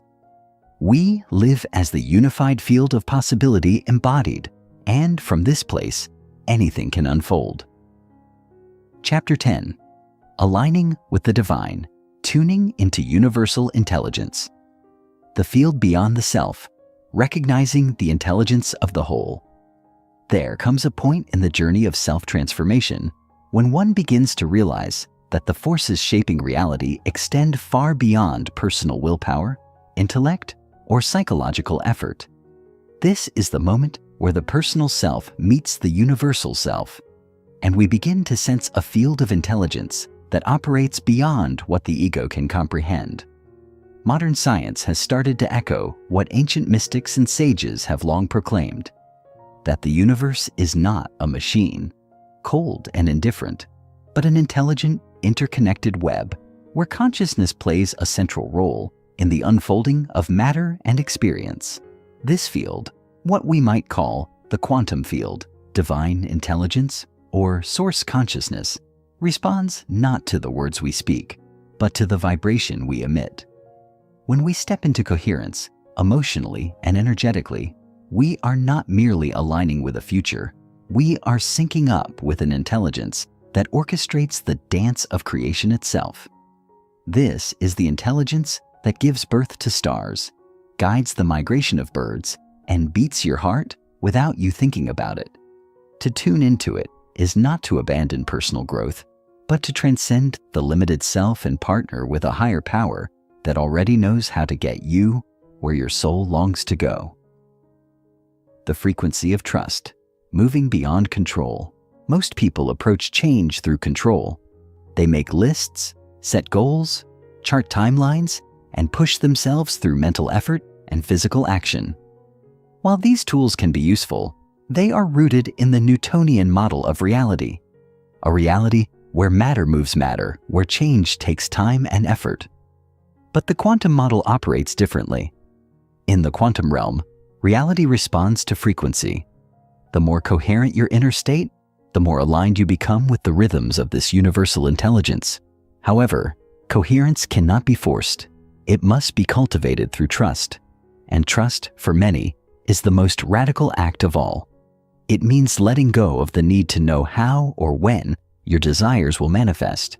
It means surrendering your timelines, releasing control, and learning to live in the space between intention and outcome. This space is deeply uncomfortable for the ego, which thrives on prediction and security. But it is in this very discomfort that transformation occurs. When you declare a vision and then rest in trust, not apathy, but deep, receptive surrender, you create the conditions for the divine intelligence of the universe to orchestrate outcomes far beyond what you could construct through effort alone. This is not passivity. It is conscious collaboration. It is an invitation to live in a state of inspired being, rather than relentless doing. Invoking the sacred, creating with elevated emotions. If thought is the electrical signal we send out into the field, then emotion is the magnetic force that draws experiences back to us. Thoughts alone do not manifest reality. Only when they are fused with emotion do they gain creative momentum. And not just any emotion. To connect with divine intelligence, we must elevate our emotional state beyond the mundane frequencies of fear, doubt, and frustration. We must invoke gratitude, love, joy, inspiration, and reverence, emotions that carry the signature of wholeness and expansion. These are not just feel-good states. They are spiritual technologies that alter the energetic imprint we send into the field. When you sit in stillness and flood your body with the feeling of love for life, even before life gives you a reason to feel it, you are no longer reacting to the conditions of your past. You are generating a future. You are becoming a new signal. And the divine intelligence that permeates the quantum field recognizes this signal because it is born of the same frequency. The key is to make these emotional states your new baseline, not through willpower, but through daily practice. As you condition your body to feel these elevated emotions consistently, you create a new internal environment that invites new external outcomes. Over time, life begins to reflect your inner coherence with synchronicities, opportunities, and manifestations that feel orchestrated by something far greater than coincidence. Surrender and selection, the paradox of choice. One of the great paradoxes of spiritual creation is that you must both choose and surrender. At first glance, these seem contradictory. How can you have a clear intention while simultaneously letting go of the outcome? The answer lies in understanding the distinction between desire and attachment. When you declare a vision, whether it's healing your body, attracting a new relationship, or expanding your life's purpose, you are selecting a possibility from the quantum field. You are aligning with a specific timeline. This is the act of intention. But once the vision is clear and the feeling is embodied, you must release it. You must resist the urge to constantly check if it's working or to micromanage the unfolding. Attachment clings to form. Trust allows flow. Surrender is not the absence of desire. It is the absence of desperation. It is a deep knowing that once your signal is coherent and your vibration consistent, the quantum field is already responding. The divine intelligence does not operate on human deadlines or calendars. It works through resonance. And sometimes, What you think you want is only a stepping stone to something far greater that your limited perspective cannot yet perceive. When you learn to hold your vision with reverence and your outcome with openness, you begin to dance with creation rather than wrestle it into submission. This is the sweet spot where miracles happen. The daily dialogue, communing with the field, living in alignment with divine intelligence, is not a one-time decision.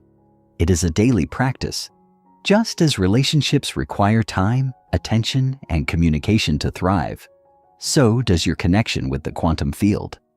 The difference is that this relationship begins within. Each time you sit in stillness, enter the space of no time, and connect with elevated emotions, you are communing with the field. You are not just meditating, you are having a conversation with the mind of the universe. And the universe is always listening, always responding, not to your words, but to your frequency. This is why consistency is more important than intensity.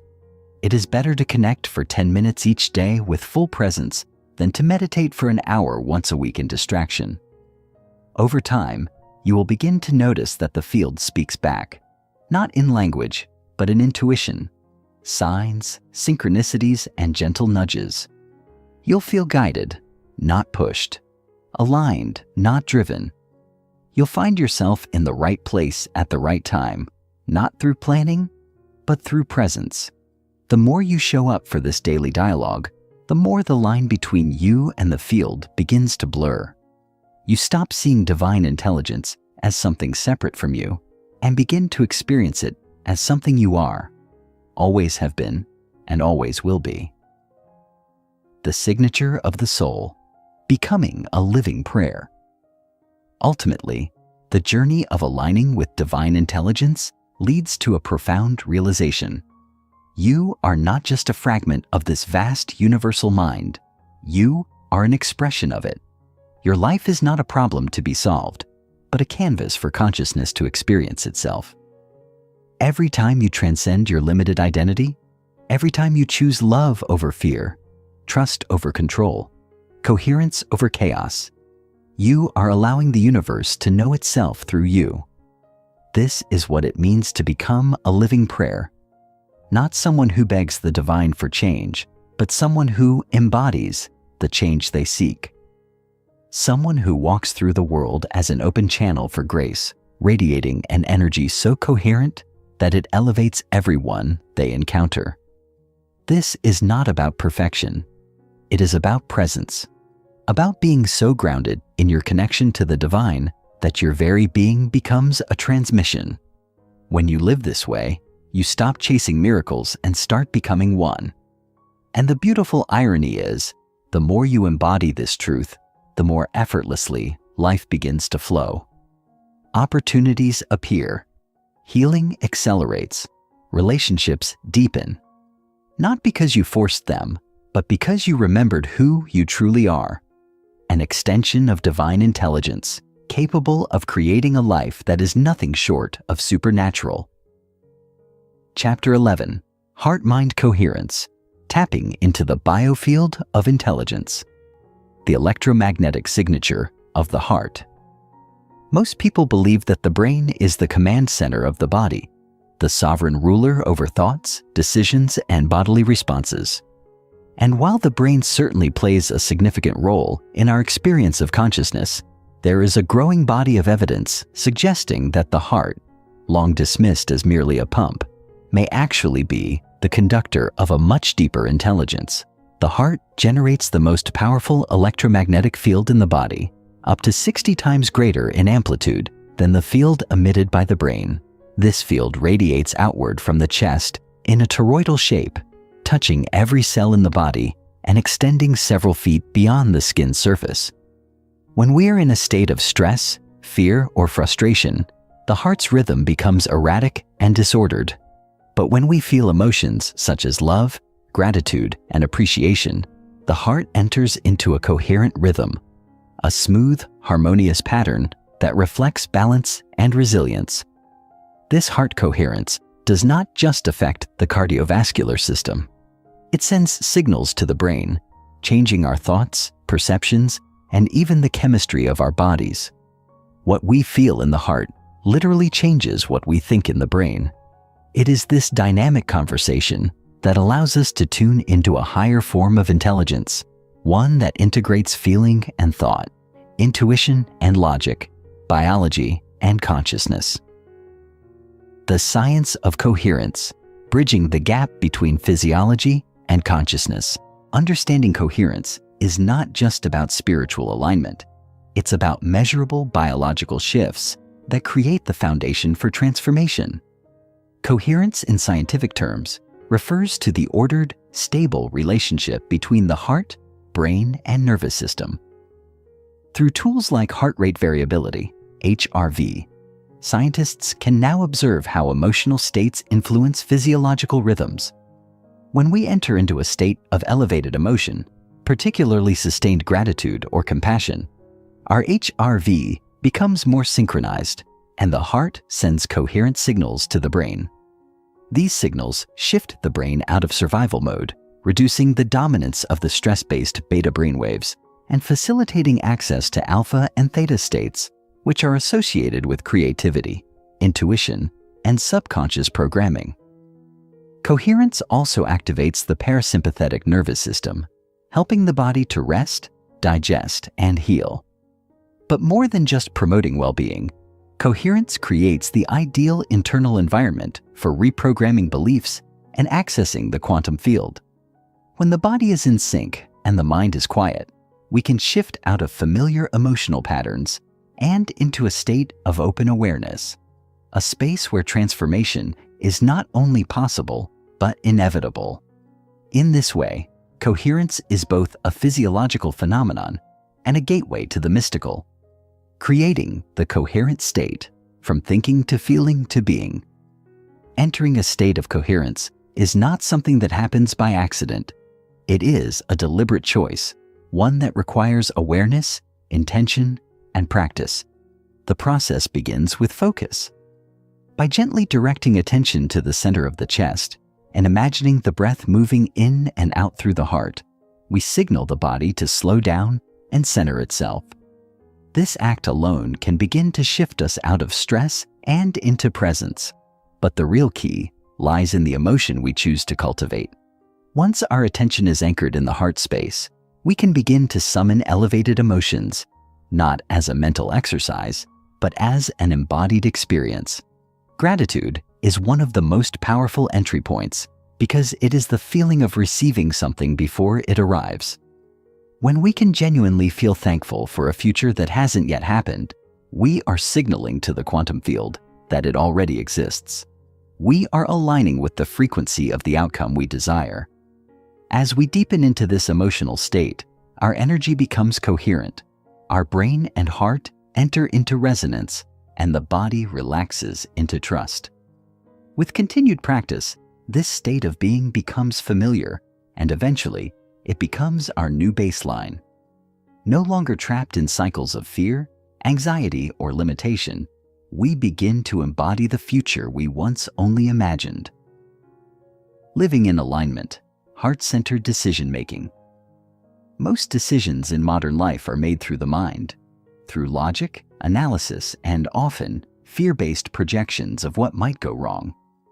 But the heart offers a different kind of guidance, one that emerges not from the intellect, but from inner knowing. This intuitive intelligence is not irrational. In fact, it is deeply attuned to what is most authentic and aligned for us. When the heart and brain are coherent, communication between the two increases and intuition becomes more accessible. We begin to notice subtle signals, gut feelings, energetic nudges, or inner clarity that guide us toward choices that feel expansive rather than constrictive. Over time, we start to trust this inner compass more than external validation or societal expectations. We move through life with greater ease because we are no longer second-guessing ourselves or outsourcing our power. We become more emotionally intelligent, responding rather than reacting, and cultivating relationships rooted in empathy and resonance. When our inner state is coherent, the world around us begins to reflect that order. We attract opportunities that match our vibrational signature and create experiences that align with our highest potential. This is not magic, it is resonance. And when we live in coherence, we are no longer pushing against life. We are flowing with the deeper current of who we are meant to be. The global heart, the collective power of coherence. While heart coherence transforms the individual, its impact does not end there. Because the heart emits an electromagnetic field that extends beyond the body, our emotional states affect not only ourselves, but those around us. When a person enters a state of sustained coherence, their field becomes a tuning fork for others, influencing the environment in ways that are often subtle but profound. Studies conducted by the HeartMath Institute suggest that when groups of people come together to cultivate coherence, especially with shared intention, their collective energy can influence larger fields. In some experiments, coherent group meditation has been linked to reductions in crime rates, increased social harmony, and even shifts in planetary magnetic fields. This points to a stunning possibility that we are not separate beings, isolated in our individual minds, but nodes in a vast web of interconnected energy. When we raise our own coherence, we contribute to the coherence of the whole. In this sense, personal transformation is not a selfish act. It is a gift to the collective. As more people awaken to this truth, we begin to see the emergence of a new kind of humanity, one that is not driven by fear or separation, but by love, unity, and resonance. Each heartbeat, each moment of gratitude, each breath of intention contributes to the birth of this new world. Coherence as a daily practice. Sustaining the signal. Awakening heart coherence is not about achieving a one-time mystical experience. It is about building a sustainable lifestyle rooted in presence and intention. This means making coherence a daily ritual, something as habitual as brushing your teeth or checking your phone. Even just 5 to 10 minutes a day of heart-focused breathing and elevated emotion can create measurable shifts in your biology and energy. Over time, you will begin to notice that you are less reactive, more centered, and more in tune with the flow of life. Challenges still arise, but they do not knock you off course as easily because your nervous system has been trained in resilience. Your body begins to trust you again, and your energy becomes more magnetic. And as your baseline state becomes more coherent, your manifestations accelerate. Not because you are forcing outcomes, but because you are becoming a vibrational match for what you seek. This is the paradox. The more you focus on your inner state, the more the outer world aligns. Eventually, coherence is no longer something you do. It becomes who you are, a state of being that radiates through every interaction, every intention, and every cell of your body. And in that state, you no longer chase transformation. You become the field in which transformation naturally unfolds. Chapter 12. Rewriting the Past, Rewiring the Brain, the Science of Emotional Liberation, the Power of Emotional Memory. The concept of emotional memory is at the core of understanding how we carry the past into our present moment. Every experience we have, every encounter, every emotional reaction to an event leaves an imprint on the brain, body, and energy field. These emotional memories are not just recollections of what has happened. They are the energetic blueprints that shape how we interact with the world and how the world responds to us. Over time, these emotional patterns become entrenched in the subconscious, forming habits, behaviors, and even physical conditions. The brain's neuroplasticity, the ability to change and reorganize itself, means that these patterns are not fixed. They can be rewired.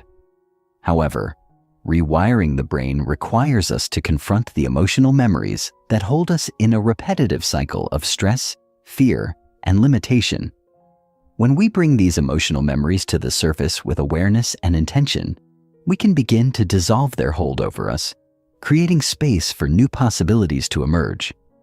This is the process of emotional liberation, taking ownership of the memories that have shaped us, transforming them from wounds into wisdom, and allowing the brain to reorganize and adapt to a new story.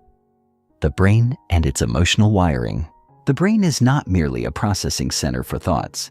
It is a deeply emotional organ that responds to experience in a way that influences not only our psychology, but also our physiology.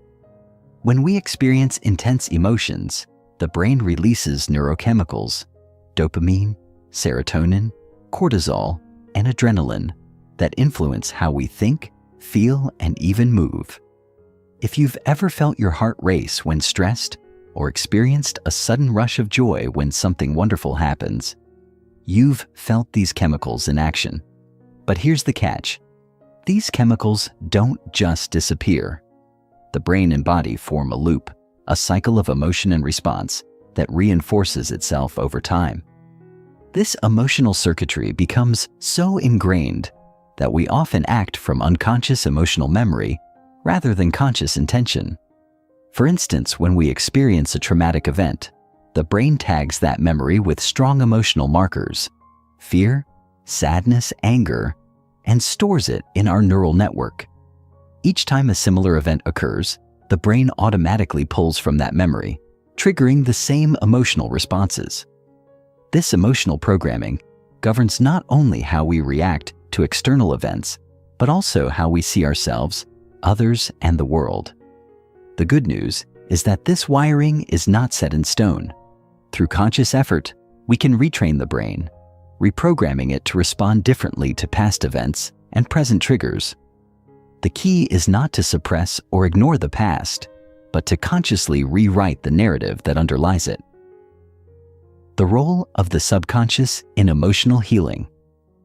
Much of the emotional baggage we carry is stored in the subconscious mind, which controls approximately 95% of our daily thoughts, behaviors, and actions. The subconscious mind is a repository of past experiences, beliefs, and emotions that we often aren't aware of, but that continue to influence our lives. If you've ever found yourself reacting to a situation in a way that seems disproportionate or irrational, it is often because your subconscious mind is pulling from past emotional memories that you've long since forgotten. These emotional residues, stored in the subconscious, shape our present reality by dictating how we respond to new experiences. When we revisit these emotional memories with awareness, we are able to release the charge they hold over us. This is not about reliving the pain, but about revisiting the emotions attached to those experiences in order to free them. Once we bring these emotions into conscious awareness, we can begin to consciously choose how we want to respond to them, rather than letting them unconsciously dictate our behavior. This process of bringing unconscious emotional memories into conscious awareness is the first step in rewiring the brain. It allows us to release the old programming and create new pathways that are aligned with who we truly are and who we are becoming. Neuroplasticity and emotional reprogramming. The science of neuroplasticity has shown us that the brain is not a static organ. Rather, it is highly malleable and capable of changing its structure in response to new experiences. This means that the neural pathways formed through past emotional experiences are not permanent.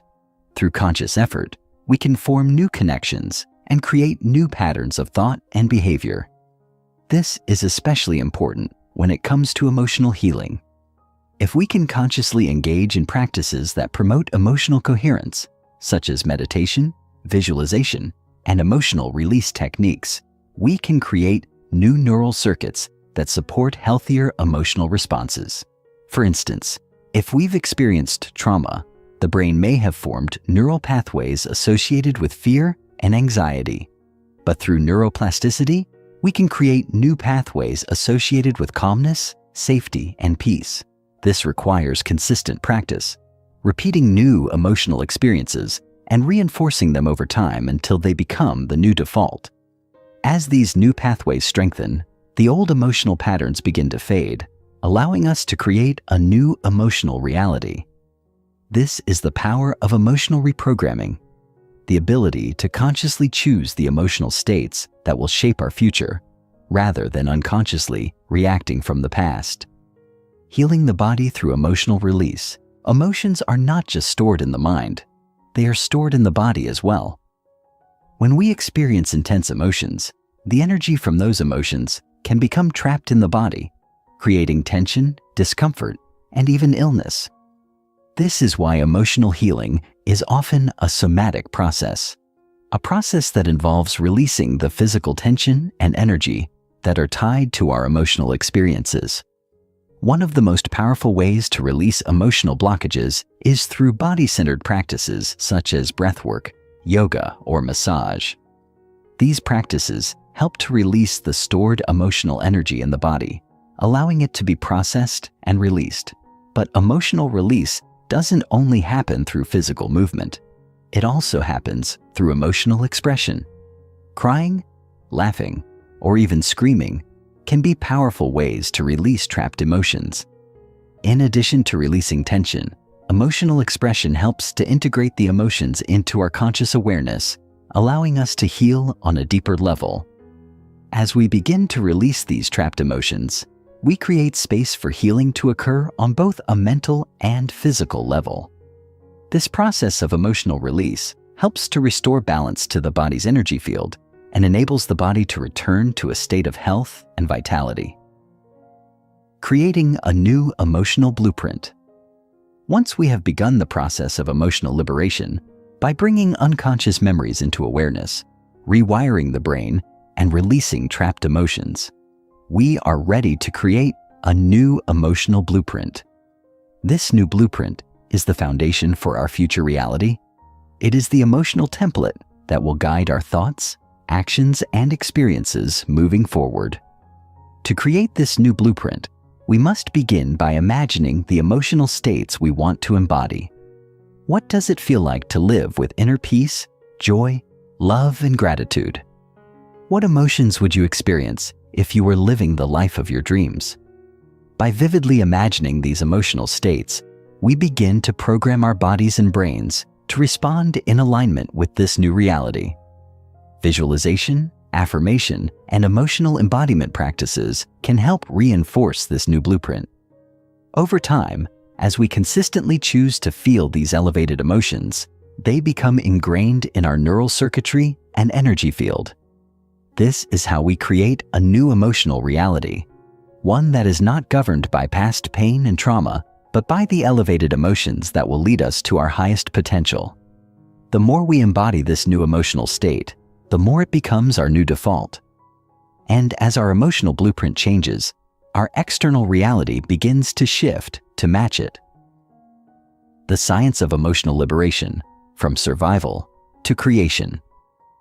At the core of emotional liberation is the shift from survival to creation. Most of us have lived much of our lives in a state of survival, driven by fear, anxiety, and a constant need to protect ourselves from past pain. But survival mode is a low-frequency state. It keeps us trapped in the past, constantly reacting to old wounds. When we liberate ourselves from this cycle, we can shift into a state of creation. In this state, we are no longer driven by fear or survival instincts. Instead, we are guided by inspiration, intuition, and the elevated emotions that align us with our higher purpose. This shift is not just psychological, it is physiological. The brain and body go from a state of fight or flight to one of rest and digest, from chronic stress to relaxed coherence. In this state of creation, we become magnetic. We begin to attract the experiences, people, and opportunities that match our new emotional frequency. This is the power of emotional liberation. When we free ourselves from the emotional prison of the past, we open the door to a future filled with limitless potential. We no longer live in reaction to what has happened. We live in creation of what is yet to come. Chapter 13. The Art of Manifestation. Aligning thoughts, emotions, and energy. Manifestation is not just a concept. It is an art, a science, and a way of being. It's a process that requires more than just wishful thinking.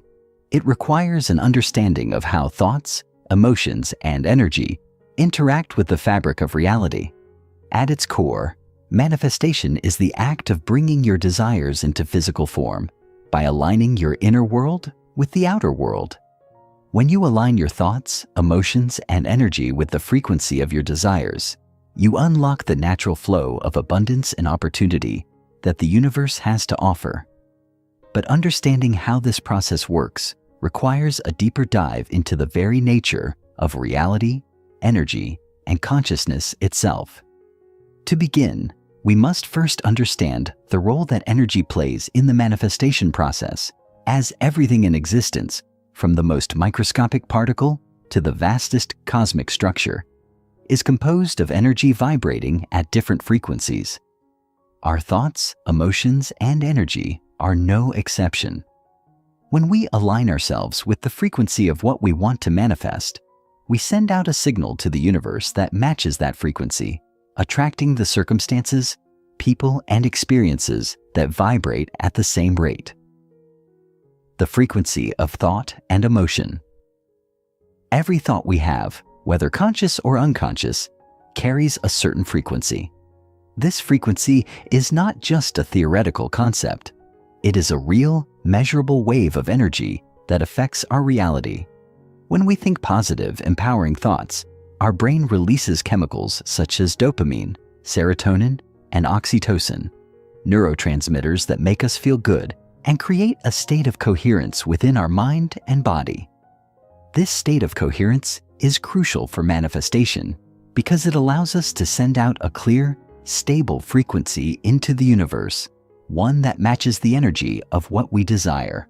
On the other hand, when we dwell on negative, fear-based thoughts, we lower our frequency and enter into a state of dissonance. The brain releases stress hormones like cortisol and adrenaline, which create a state of tension and resistance. This resistance disrupts the flow of energy and makes it harder for us to manifest what we want because we are sending out conflicting signals to the universe. This is why it is so important to monitor our thoughts and to consciously choose thoughts that align with our desires. In order to raise our frequency, we must first identify and release the limiting beliefs and negative thought patterns that keep us stuck in a lower vibration. This involves becoming aware of the subconscious programs that drive our behavior and thought processes, as these programs often dictate the energy we emit without us even realizing it. When we free ourselves from these limiting beliefs, we can consciously choose thoughts that empower us, elevate our emotions, and raise our overall energetic frequency. The power of emotion and manifestation. Emotions are perhaps the most powerful force in the manifestation process. While thoughts provide the blueprint for what we want, it is our emotions that give that blueprint the energy to come to life. Emotions are the fuel that propels our desires into physical reality. When we feel the emotion of gratitude, love, excitement, or joy, we activate the energy of the universe and send out a magnetic signal that attracts experiences that match those emotions. For example, when we feel gratitude for the abundance we have in our lives, we are energetically sending out the message that we are open and ready to receive more abundance. The universe responds by bringing more of what we are grateful for into our lives. This is the power of emotional alignment. However, if we are constantly feeling fear, lack, or resistance, we are sending out a conflicting signal that repels the things we desire. Negative emotions act as a form of resistance, creating blockages that prevent the flow of energy and manifestation. To overcome this resistance, we must learn to cultivate and embody positive emotions on a daily basis. This requires developing emotional intelligence, the ability to recognize, understand, and manage our emotions in a way that supports our manifesting goals. By practicing gratitude, self-love, and positive affirmations, we can shift our emotional state and begin to align with the energy of our desires. Emotional coherence is key to manifestation because it ensures that we are sending out a clear, powerful signal to the universe, When our thoughts, emotions, and actions are aligned, we become a magnetic force for the things we desire. The role of energy in the manifestation process. Energy is the medium through which our desires travel into the physical realm. Everything is energy, and everything vibrates at a certain frequency. The universe itself is a vast field of energy, constantly in motion and interacting with the energy that we emit. When we align our energy with the frequency of our desires, we begin to attract the people, circumstances, and opportunities that match that frequency. One of the most profound ways to raise our energy is through meditation. Meditation helps to quiet the mind, release tension in the body, and bring us into a state of coherence. When we meditate, we tune into the subtle frequencies of our energy field and align ourselves with the higher vibrations of the universe. This creates a flow of energy that is unimpeded by negative thoughts or emotions, allowing us to manifest with greater ease.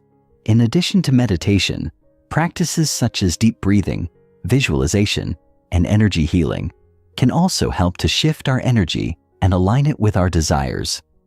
The key is to find practices that work for you, techniques that help you raise your vibration and maintain an energetic frequency that is in harmony with what you want to create. The science of quantum entanglement and manifestation quantum physics has provided us with a deeper understanding of the interconnectedness of all things.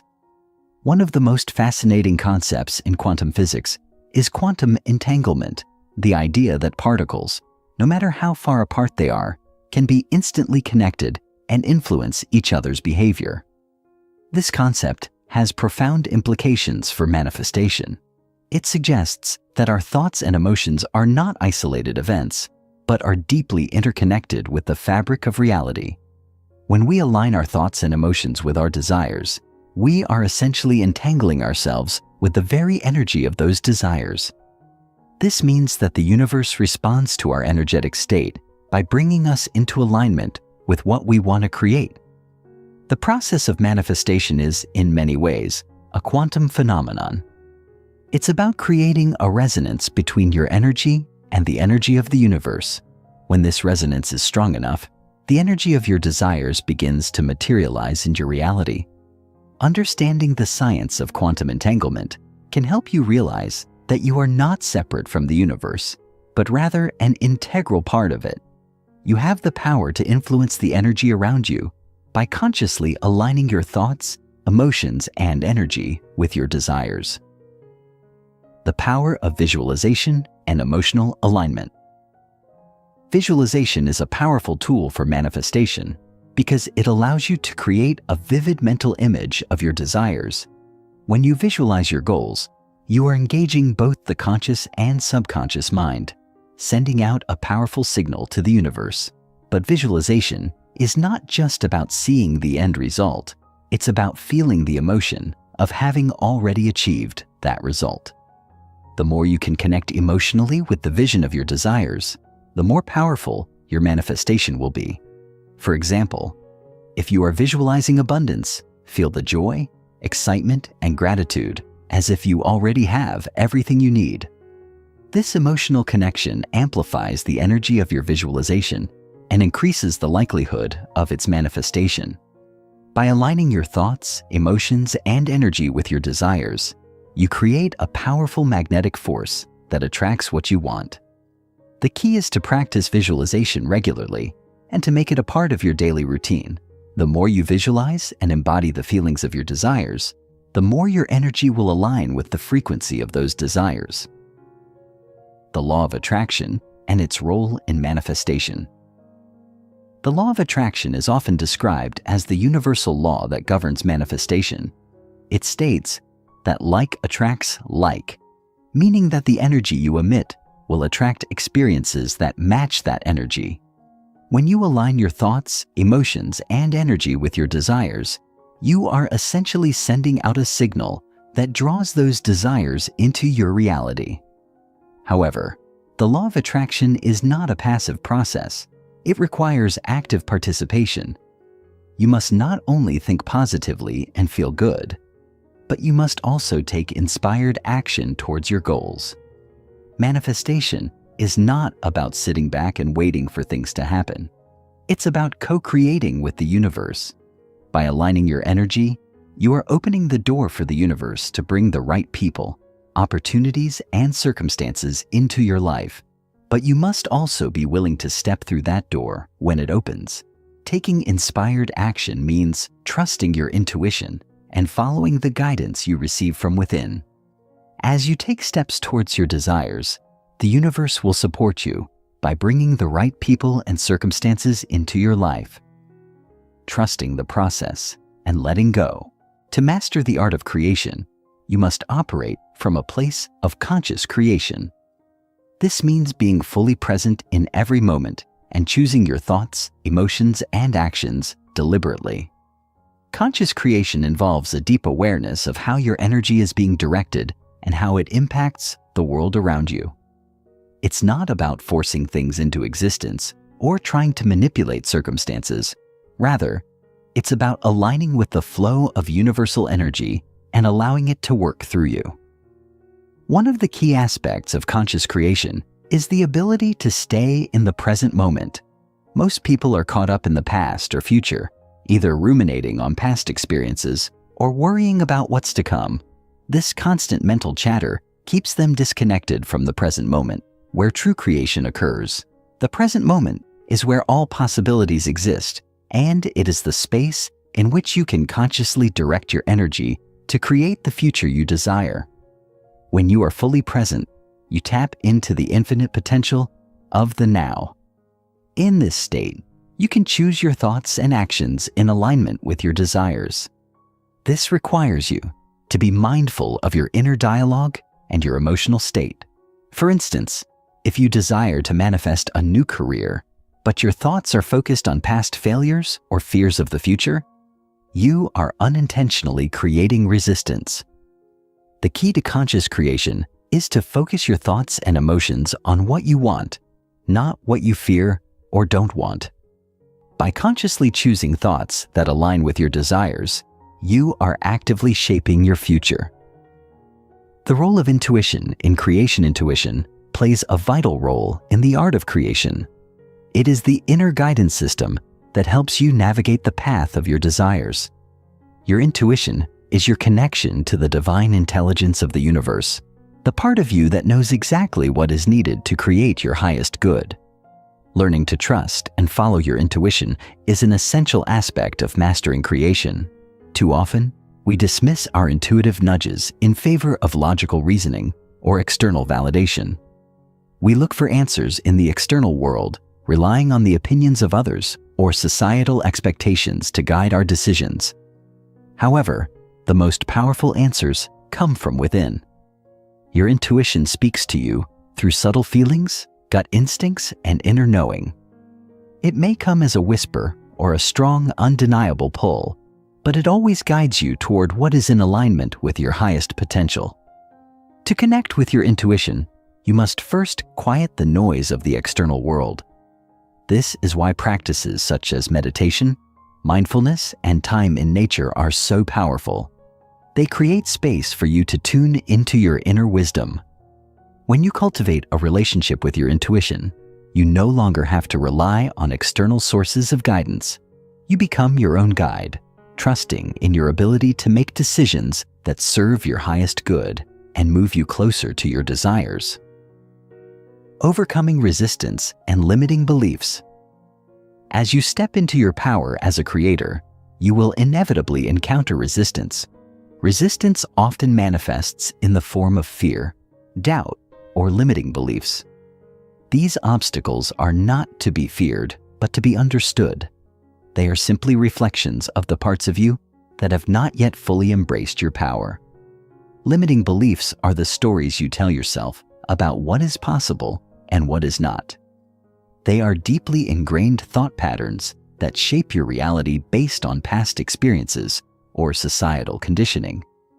Common limiting beliefs include thoughts such as, "I am not worthy of success," "I don't deserve love," or "It's too late to change." These beliefs create blocks that prevent the flow of energy and hinder your ability to create the life you desire. Overcoming resistance begins with identifying and challenging these limiting beliefs. The first step is to become aware of the beliefs that are holding you back. This requires deep self-reflection and the willingness to confront the unconscious stories you have been living by. Once you identify these beliefs, you can begin to shift them by replacing them with empowering beliefs. For example, if you believe that success is reserved for others, you can reframe this belief by acknowledging that success is abundant and available to all. This shift in mindset opens up new possibilities and allows you to step into your full creative power. The flow of abundance and prosperity. Abundance is not something you attract into your life. It is something that you align with. The universe is abundant, and it is always offering opportunities, wealth, and love. However, many people are disconnected from the flow of abundance because they are focused on lack, scarcity, or fear. To master creation, you must align yourself with the flow of abundance. This involves shifting your mindset from one of lack to one of abundance. It's about recognizing that there is more than enough for everyone and that you are deserving of your share of the universe's gifts. One of the most powerful ways to align with abundance is through gratitude.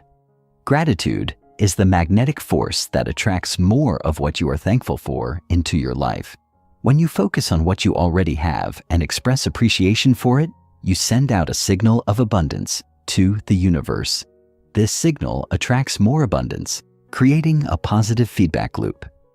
In addition to gratitude, taking inspired action is also crucial to aligning with abundance. The universe does not operate in a vacuum. While it is important to focus on your inner state, it is equally important to take action toward your goals. Inspired action comes from a place of intuition, and it propels you forward on your path to creation. By taking steps toward your desires, you demonstrate your commitment to the manifestation process, and the universe responds by bringing the right people, circumstances, and opportunities into your life. Embodying your highest self. To truly master the art of creation, you must embody your highest self. Your highest self is the version of you that is aligned with your true essence, free from fear, doubt, and limitation. Embodying your highest self means stepping into your full power and embracing the limitless potential within you. This requires a deep commitment to personal growth and self-realization. It involves shedding the layers of conditioning, fear, and insecurity that have kept you from fully expressing who you are. Embodying your highest self also means acting with integrity and authenticity. When you align your thoughts, emotions, and actions with your highest values, you become a powerful creator of your reality. Your actions are in alignment with your true desires, and the energy you emit is one of confidence, clarity, and purpose. The more you embody your highest self, the more you magnetize the experiences and opportunities that reflect this alignment. It is through this embodiment that you begin to create a life that is truly extraordinary. As you continue your journey of creation, remember that you are never alone. The universe is constantly supporting you, providing you with the energy, resources, and guidance you need to manifest your desires. The art of creation is an ongoing process of self-discovery, growth, and alignment. By mastering the inner game of thoughts, emotions, and energy, you can unlock your true potential and create a life that reflects the highest expression of who you are. The key is to trust the process, embrace your power, and take inspired action. You are the creator of your reality, and the possibilities are limitless. Chapter 15. The final step, living your extraordinary life. The journey you've embarked upon thus far has been nothing short of transformative. You've explored deep principles of self-awareness, manifestation, energy alignment, and the harnessing of your true potential. The concepts of creation, abundance, and intuition have become tools that you now wield with precision and mastery. But what remains? The final step, the integration and embodiment of everything you've learned into a life that is nothing less than extraordinary. It's one thing to understand these concepts intellectually, to grasp the abstract philosophies of creation and energy, but it's an entirely different matter to live them every single day. The final chapter is about solidifying these principles within your life and living them out with unwavering commitment. It is about taking your newfound understanding of the universe, the self, and the art of creation, and weaving them into the fabric of your everyday existence. This process begins with a shift in identity, a realization that you are not just the person who wants to create a better life. You are the creator, the embodiment of your highest self, and the architect of your reality. The process of integrating your higher consciousness into your everyday life requires you to let go of old, outdated belief systems and fully embrace the person you are becoming. It's about releasing the grip of past conditioning and stepping into a new paradigm of limitless possibility, where you are empowered to create a life that reflects the highest version of yourself. It's about truly understanding that you don't need to be anyone other than who you already are to create the extraordinary life you desire. It is your birthright to do so, and now it is time to embrace it. Living in alignment with your highest self. At the heart of living an extraordinary life lies the unwavering commitment to align with your highest self in every thought, word, and action. It is easy to lose sight of our true essence when we are constantly bombarded by external distractions, judgments, and the noise of everyday life. But when you consistently return to the core of who you are, your highest self, you align with the source of infinite wisdom, creativity, and power. Your highest self is the part of you that knows no limits, holds no fear, and operates from a place of unconditional love and abundance. To live in alignment with your highest self is to be in harmony with the natural flow of the universe, to trust that everything you need is already within you, and that you are fully equipped to navigate the challenges that come your way.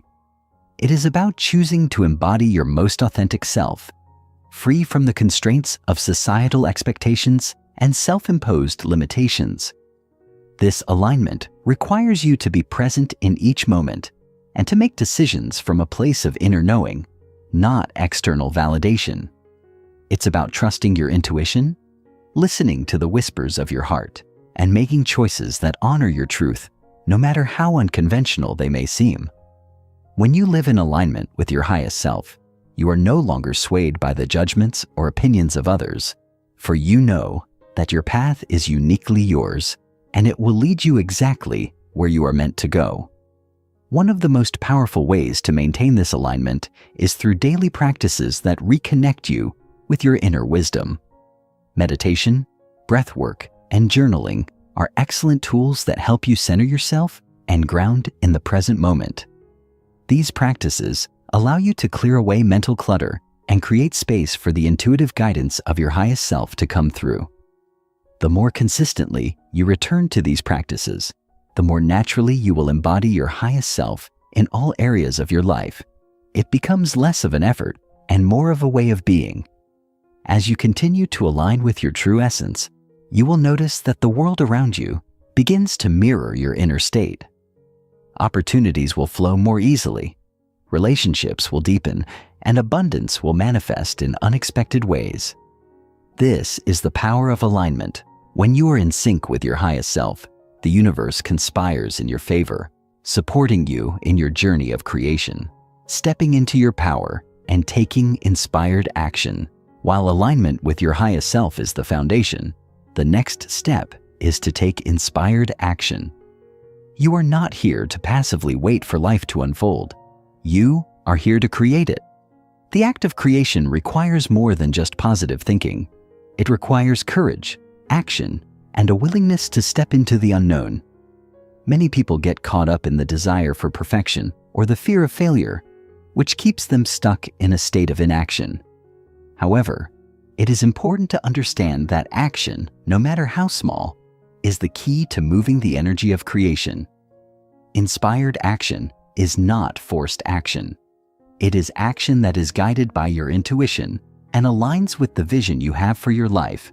It is the next step that feels aligned with your inner truth, even if you don't have all the answers or the full picture of the path ahead.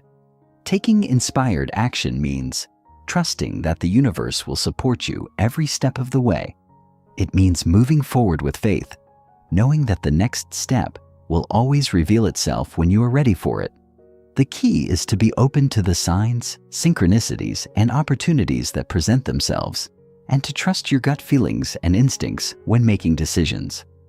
By consistently taking inspired action, you build momentum and move closer to the life you desire. Whether it's starting a new project, making a career change, or simply showing up in a way that reflects your authentic self, the act of stepping into your power will create the energy necessary to manifest your dreams. Cultivating gratitude and trust in the process. Gratitude is one of the most powerful forces in the universe, and it plays a crucial role in the process of creation. Gratitude is the frequency that magnetizes more of what you appreciate into your life. When you focus on the blessings that are already present, you send out a signal of abundance to the universe. This signal attracts even more blessings, creating a cycle of positive energy and growth. Gratitude also helps you to stay grounded in the present moment, preventing you from getting lost in the anxiety of what is yet to come. When you focus on what you already have and express appreciation for it, you shift your focus from lack to abundance, from limitation to possibility. Trusting the process is also essential in the journey of creation. As you begin to take action, you may encounter obstacles or setbacks. This is a natural part of the process, but it is important to remember that every challenge is an opportunity for growth. Trust that the universe is guiding you toward your highest good, even when things don't go according to plan. Surrendering to the flow of life and releasing the need for control will allow you to navigate these challenges with grace and resilience. When you trust the process, you open yourself to the limitless possibilities that await you. Living with purpose and fulfillment. The final piece of the puzzle is living with purpose and fulfillment. Purpose is the driving force that gives your life meaning and direction. It is the unique contribution you make to the world, the way you use your gifts, talents, and passions to make a positive impact. Living with purpose means waking up each day with a sense of excitement and intention, knowing that you are contributing to something greater than yourself. Fulfillment, on the other hand, comes from within. It is the sense of inner peace and contentment that arises when you are living in alignment with your truth and purpose. It is the feeling of satisfaction that comes from knowing that you are living the life you were meant to live and that you are making a difference in the world. To live with purpose and fulfillment, you must first connect with your passions and desires. What excites you? What lights you up? What makes you feel truly alive? These are the clues to your purpose. When you follow your passions and align your actions with your inner calling, fulfillment naturally follows. Living with purpose is not about achieving a specific goal or reaching a certain milestone. It is about the journey itself. It is about embracing every moment as an opportunity to grow, to contribute, and to experience the richness of life. Embracing the infinite possibilities of your life. While alignment with your highest self is the foundation, the next step is to take inspired action. You are not here to passively wait for life to unfold. You are here to create it. The act of creation requires more than just positive thinking. It requires courage, action, and a willingness to step into the unknown. Many people get caught up in the desire for perfection or the fear of failure, which keeps them stuck in a state of inaction. However, it is important to understand that action, no matter how small, is the key to moving the energy of creation. Inspired action is not forced action. It is action that is guided by your intuition and aligns with the vision you have for your life. It is the next step that feels aligned with your inner truth, even if you don't have all the answers or the full picture of the path ahead. Taking inspired action means trusting that the universe will support you every step of the way. It means moving forward with faith, knowing that the next step will always reveal itself when you are ready for it. The key is to be open to the signs, synchronicities, and opportunities that present themselves, and to trust your gut feelings and instincts when making decisions. By consistently taking inspired action, you build momentum and move closer to the life you desire.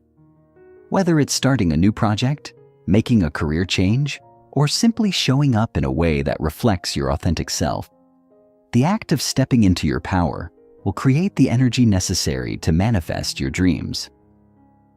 Cultivating gratitude and trust in the process.